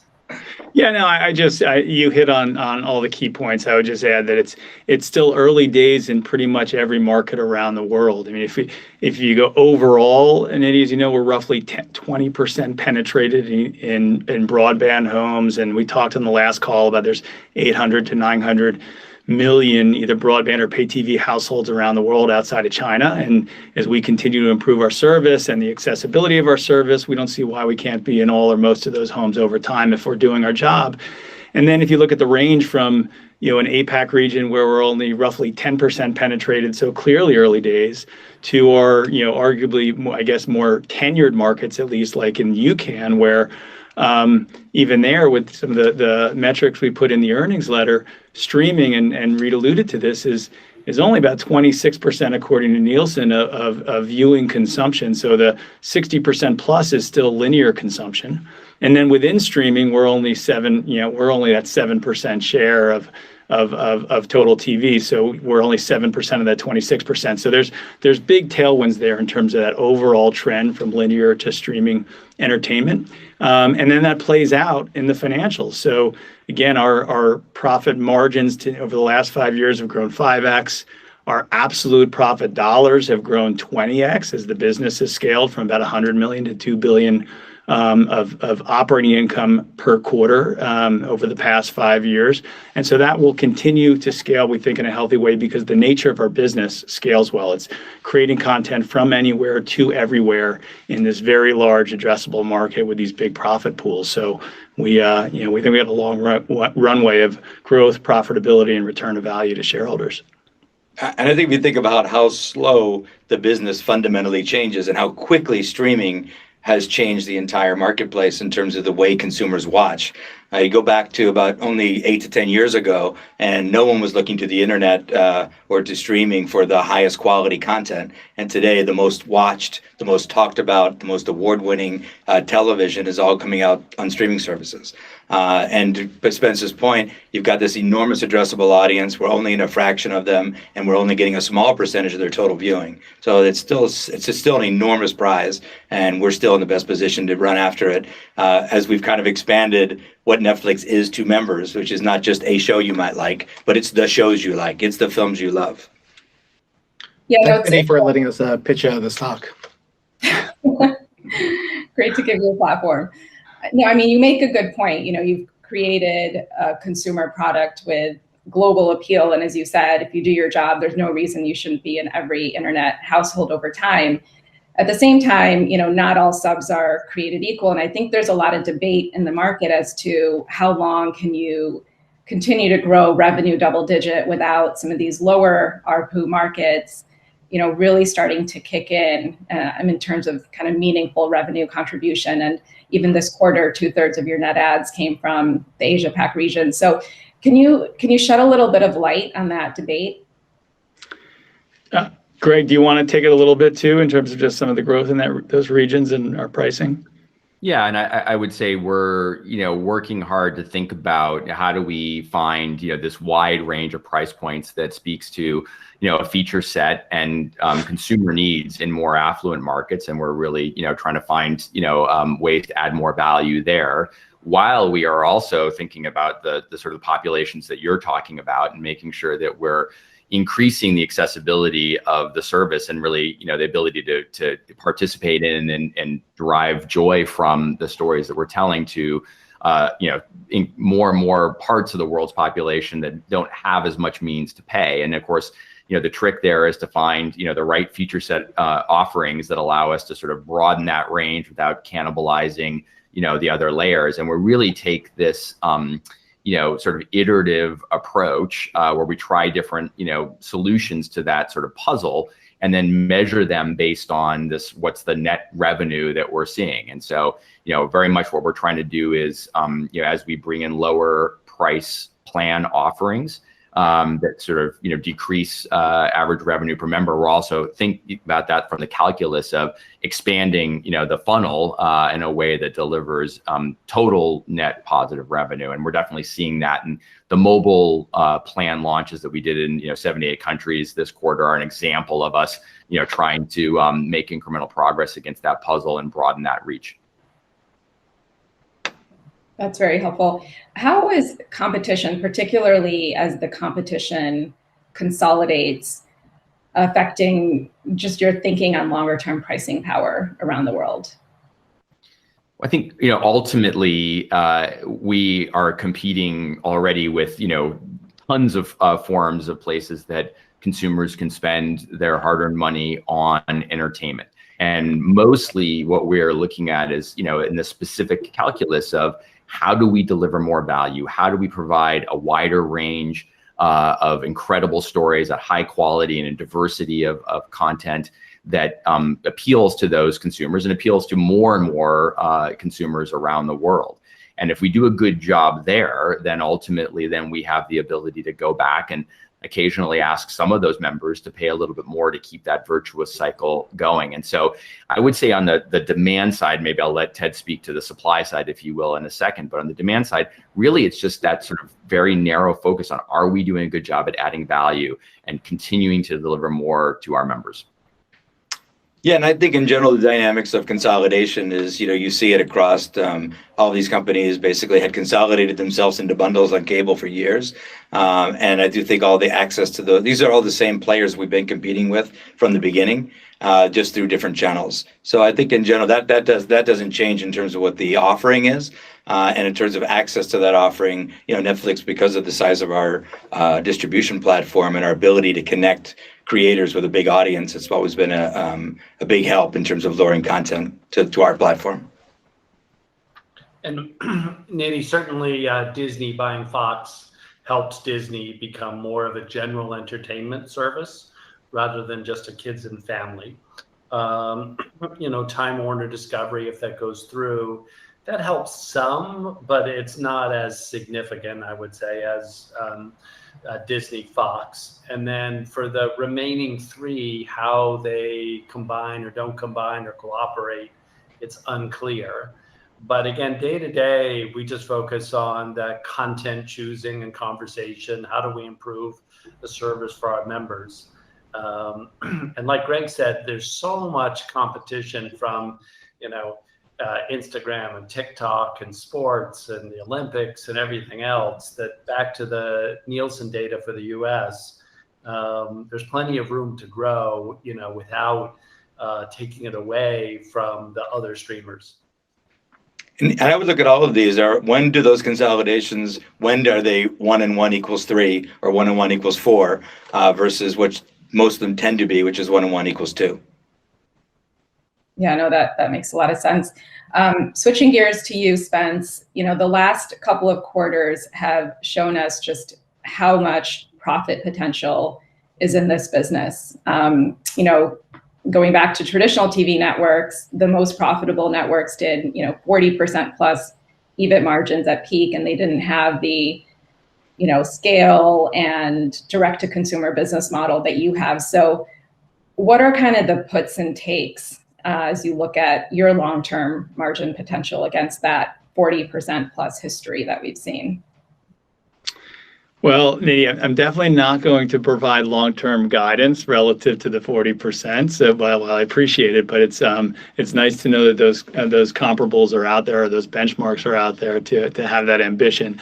But as we talked about before, what we love is that our business has a very scalable model, and so what's most important for us is to grow healthy, and by that I mean being able to aggressively, strategically invest in the growth of our business while increasing our profit. And that's what talked about before. We have been doing pretty well so far, and we'll continue to feel our way along. So to date, we have been growing at that 3 percentage points per year for over any few year period. And as Reed said, that's something that's been reasonably, I wouldn't say easy, but accomplishable for sure when we're growing in that 20% or so revenue growth per year. Now, obviously that can't last forever in terms of 3 percentage points a year, but we think we have a long runway of growth. We have some things that work to our advantage in terms of the global nature of our platform, the ability to create stories anywhere, and so that they travel well, not just in their market, but across countries and markets around the world. So that's a nice model for us. We have a revenue model and subscription that also scales well in kind of established larger and smaller and emerging markets, and that's great as well. And then it's going to depend a bit on as the business evolves, competitive dynamics, relative cost of content, of course, those things on the margin impact margin, but a lot of healthy growth ahead of us. And Reed, the 300 basis points of margin per year has instilled, a good amount of discipline on the business, probably reined in Ted's content budget a little bit on the margin. But why is that sort of the right cadence going forward? And I know it's an average, but if we look back in 5 years and, the average was lower than that, would it have been because of new businesses you found to invest in, or competitive forces, or something else? I don't think there was a ton of magic in the 300 basis points. If we had decided on 200 or 400, we'd be marginally different today. But I think in the long term, we'd get to the same place.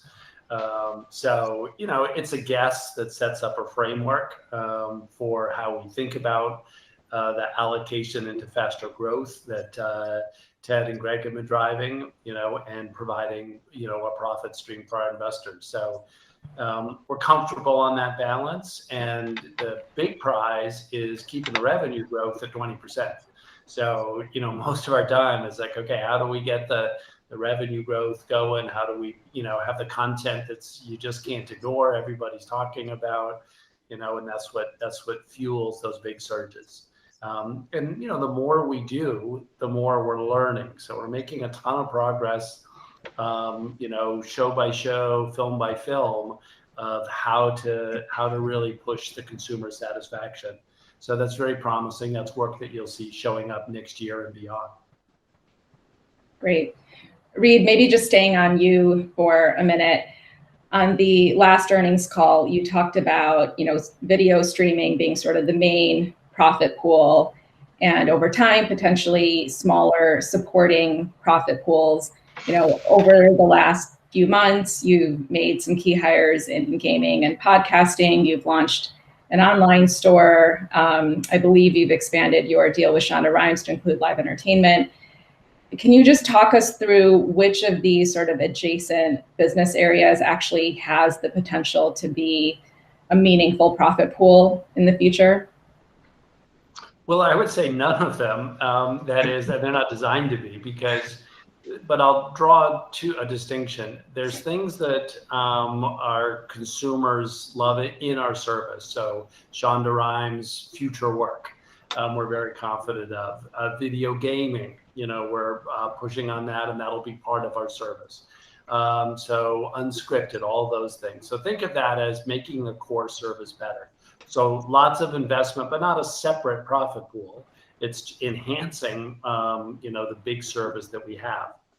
And then there's a number of supporting elements, consumer products, various shopping, where we're really trying to grow those to support the title brands, to get our conversations up around each of the titles so that the Netflix service becomes must-have. So they're not a profit pool of any material size on their own, but they are helping. The reason we're doing them is to help the subscription service grow and be more important in people's lives. So I would say really we're a one product company with a bunch of supporting elements that help that product be an incredible satisfaction for consumers and a monetizing engine for investors. Great, that's helpful.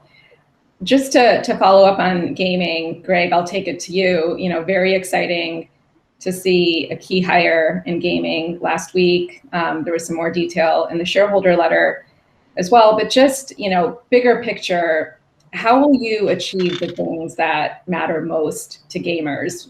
Whether it's great content, ease of play, a network of gamers to play with. What are sort of the unique assets that Netflix brings to the table, and why will people be excited to play games on Netflix? Yeah, well, sort of picking it up where Reed left off, we really see this as an extension of the core entertainment offering that we've been focused on, for the last 20 years, right? So just as we've continuously expanded the nature of our offering by adding new genres, unscripted, film, local language programming, animation, on and on, we think we have an opportunity to add games to that offering and deliver more entertainment value to our members through that.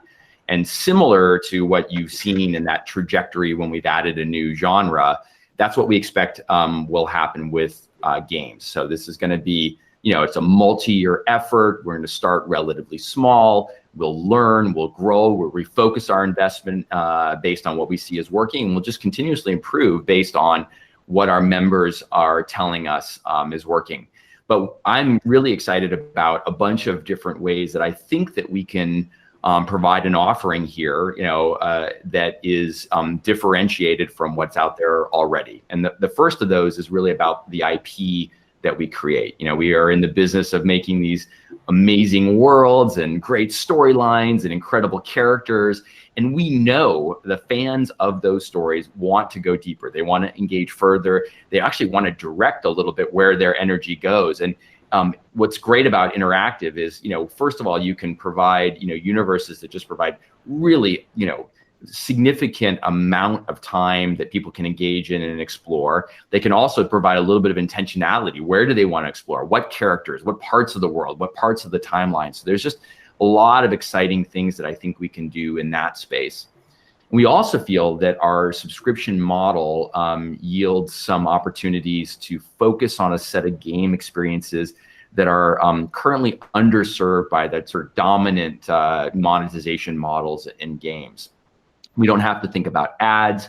We don't have to think about in-game purchases or other monetization. We don't have to think about per title purchases. Really, we can do what we've been doing on the movie and series side, which is just hyper laser focused on delivering the most entertaining game experiences that we can. So we're finding that many game developers really like that concept and that focus and this idea of being able to put all of their creative energy into just great gameplay and not having to worry about, those other considerations that they have typically had to trade off with just making compelling games. So those are some of the core things that we're excited about and think, that can make this, effort for us special, even in the world of games.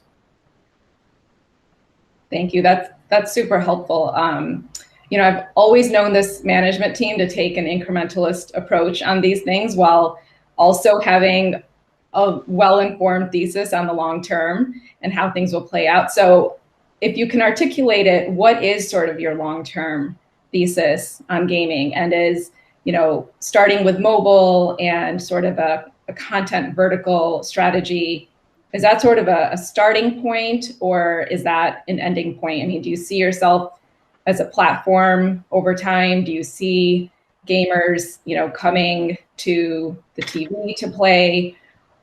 What is sort of the long-term thesis of what this could evolve into? Yeah, and I'll take it from the platform angle first and sort of maybe widen that view. But we think mobile is a great platform for games. Clearly, it's very mature. It's got great enabling technology, tools, a great developer community, and the vast majority of our members have phones that are capable of great gameplay experiences. So it sort of checks all of those boxes. And so it'll be a primary focus for us to deliver those experiences. But ultimately, we see all of the devices that we currently serve as candidates for some kind of game experience. We've actually been delivering lighter weight interactive experiences on TVs and TV connected devices for some time. And you can call those games or you can call them interactive experiences, but obviously they all exist on a spectrum. And we're going to keep innovating in that space. And we feel like there's a rich opportunity to continue to deliver and advance the technical capability to improve the quality of game experiences we can deliver across the range of devices. And then we'll be very sort of experimental and try a lot of things in this phase. A lot of what we have to do right now is just focus on learning. And you mentioned that sort of incrementalist approach. A lot of this is really trying to maximize learning velocity is what we would say. So we're going to try a bunch of different games through a variety of different mechanisms to see what's really working for our members. Part of that will be games that extend our IP. We think that's a really rich space. So that's very much part of our long-term thesis. But also we'll do things where we try standalone games. We feel like ultimately the success of this initiative is about great games fundamentally, and those can come from a variety of different sources. Maybe someday we'll see a game that spawns a film or series. That would be an amazing place to get to and really see the rich interplay between these sort of different forms of entertainment. We'll also do licensing because just as we've done in that sort of other genre expansion, it's a great way to increase the volume of the offering that we have at the start to learn more quickly. And then, as our internal production sort of scales, we can focus the energy on what we're learning in that regard. So broadly, we think, as you said, there's a big prize here. And our job is really to sort of be very focused and deliberate about what we're going after that maximizes the learning value, iterate, that continuous improvement approach. And we feel that that's yielded really big results for us as we followed that sort of technique and all the kind of genre expansions we've done around the service. And is the financial success of this over time, should we think about that as higher ARPU for the Netflix service, or is there a standalone sort of financial success here, you think, over a very long period of time if you're successful? I'm not going to guess it to very, very long term, but we're really thinking about this as a core part of our subscription offering. And so we'd measure it very much like we do around the success of adding incremental movies or adding incremental series, which is that ultimately those are about like being compelling to members, having them engage and talk about it, having that be part of the social conversation that's out there. We see those benefits in retention. Obviously, if we're delivering more value there, then members stay with us longer. We see those values in acquisition as well, because when there's if there's a great game that lots of people are talking about to their friends, their colleagues, their family, then that's a source of acquisition for us as well. Great, thank you. That's super helpful. Maybe switching gears to another content vertical, sports, which comes up a lot. Ted, you haven't historically been keen on buying sports rights, and that may have been the right call given the cost escalation we've seen there. But you have had a lot of success with sports related programming, like the Michael Jordan documentary, the F1 series. Do you see Netflix becoming sort of a key destination for sports related content over time? And I'm even thinking, news and analysis, or is there sort of a limit to what you can do without the underlying rights? Look, I think you pointed it out, but our success with the sports adjacent properties like TF1 Drive to Survive, Def U, and certainly the Michael Jordan doc, those are all examples, I think, of the platform and what it can do to build enthusiasm on what is already viewed to be an enormous business. Drive to Survive expanded the audience for Formula One racing pretty dramatically, and both in live ticket sales and TV ratings and merchandise sales, all of those things. And I think that can be applied as long as the storytelling is great. So what's good about this for us is that we could apply those same kind of creative excellence to the storytelling behind those sports, the personalities behind those sports, the drama that happens off camera. And fans, not only deep fans are compelled to see more, but also can bring new folks into the sport. So we think it's pretty exciting. We think we'll continue to explore it. We have this incredible documentary on Naomi Osaka that's just came out this week. That's another example of this that can really broaden the fandom for the tennis world, particularly going into this exciting period of the Olympics. Outside of the big American sports, football and basketball, where we've seen a lot of the cost escalation, are there more niche sports or sports in international markets where you feel like there might actually be a good ROI on owning the live air rights? Look, I don't know that those sports suffer from being under-distributed. So I don't know that we would bring that much to them. And just to be clear, I've reiterated this a lot, but I'm not saying to never say never on sports. It's just what is the best use of about $10 billion? And I think that's what it's going to cost to invest meaningfully in big league sports. And that pricing has only gone up since I started saying that. So I believe that that's likely to hold. But again, I don't think it's because those other sports are niche because they're under-distributed and that we could bring a lot to them. Our fundamental product is on demand and advertising free, and sports tends to be live and packed with advertising. So there's not a lot of natural synergies in that way, except for it happens on television. So when it becomes the best use of that next tranche of investment, we definitely would be open to it. Do you see any merit in what Amazon is doing in sports? I don't know particularly what they're doing. I mean, I know what they're, as a watcher, I know what they're doing, but I'm not sure exactly if they're looking for the same thing from their content spend that we are. Mm-hmm. Yeah, that's helpful. Reed, switching gears to you, you wrote in your book about farming for dissent inside the organization on strategic decisions, which I thought was a really interesting chapter of the book. What would you say are some of the biggest debates inside Netflix today as it relates to strategy? I'm a little careful on that relative to competition, because most of them about, how do we out Fox Disney, so to speak, and, deliver amazing entertainment. That would be but if we do it in hindsight, we talked about video games for several years, writing up the pros and cons of the timing of entry. That has properties like film that you can own the IP. You can have these long franchises and very positive for us and, kind of industry structure wise, if we can master the skill set. And so really it came down to us thinking that the incremental money to fund games made sense relative to our other content investments. So that would be the kind of process that we go through.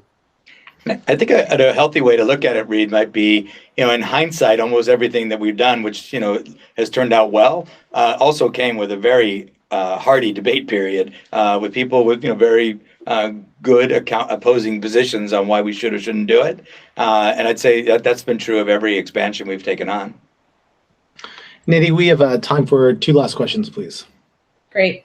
Spence, I'll turn it to capital allocation. It's very exciting that we're on the cusp of achieving positive free cash flow. So a couple questions on that. First, what's the rationale for keeping gross debt at sort of a $10 to $15 billion range while free cash flow grows over the next few years?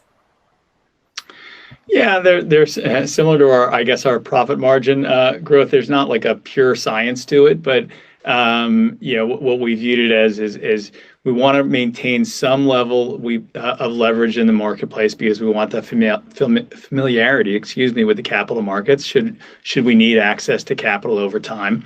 So that's why we talk about that 10 to 15 billion leverage. But there's not a perfect science to it. What's most important to us in terms of our capital allocation strategy, again, is to invest strategically in the business. So that is our first priority. That's what hopefully you're hearing in terms of our investment into film, into television, extension into video games, and hopefully other content categories over time in that kind of mission or objective to entertain the world.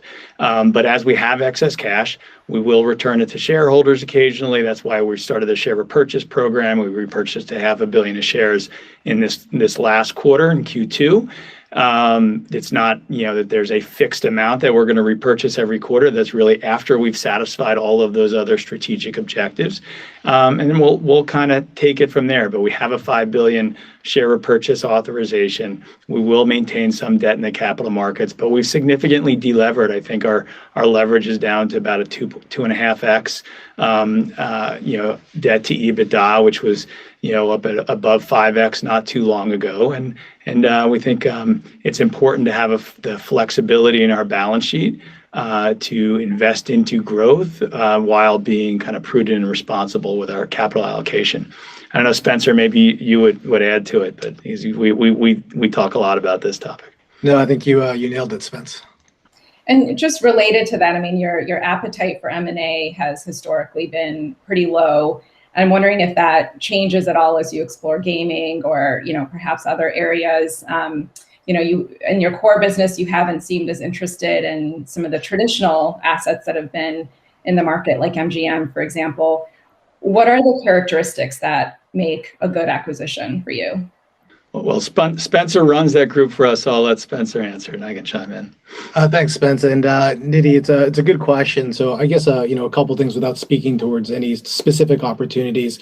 I would say, as a company, we look at many different ways to help accelerate the growth in our business, including M&A. So you should assume we look at many, many different things. And we've said in the past that we're open to content assets that can help accelerate our growth, things like intellectual property that we can develop into original series and movies. In addition, film and TV libraries could be, interesting as well. We'll see on the gaming side. That being said, we are mindful of a couple things. First of all, our encumbrances, for example, which, if some of these content assets are heavily encumbered and limit our ability to use them on Netflix, then they're of limited value to us, since our top priority is to grow the core Netflix business. Secondly, our opportunity costs and trade-offs. So as we evaluate M&A, we always think about if we bought company X or asset X for, Y dollars, what's the alternative use of Y dollars and which is best for the company. So hopefully that gives you a little bit of a framework for how we think about M&A. Yeah, the key is it has to accelerate our strategy with low distraction cost, and so we're pretty picky. Yeah, it's got to be something that's in the smack right in the middle of the strategic core of what we're doing. I mean, I guess with that backdrop, is there any reason to think the majority of free cash flow wouldn't be used for buybacks in the future? Well, we're getting ahead of ourselves a little bit, but it's certainly something we've contemplated as why we have the $5 billion authorization. But that'll be I kind of look at that as a high class problem. We've guided to cash flow roughly break even for this year. So let's get through this year and kind of look at how we're tracking next year. I'm excited for getting hopefully past this nearly, what will then be almost a 2-year global pandemic and a really kind of full content slate and hopefully a more normalized world. And then we can worry about what to do with our excess cash. It's a good problem to have. There you go. Well, Nidhi, thank you so much for doing this again with us. I just want to say we're really happy with the quarter. We're happy with the programming. We're happy in this very complicated time, both in the world and in the business, to be growing subscribers and revenue. This is a big story, mostly about how the world is in love with streaming. And when it comes to watching your favorite show, your favorite film, it's more likely to be happening on streaming than ever before. And it's still just scratching the surface as to the potential for the business.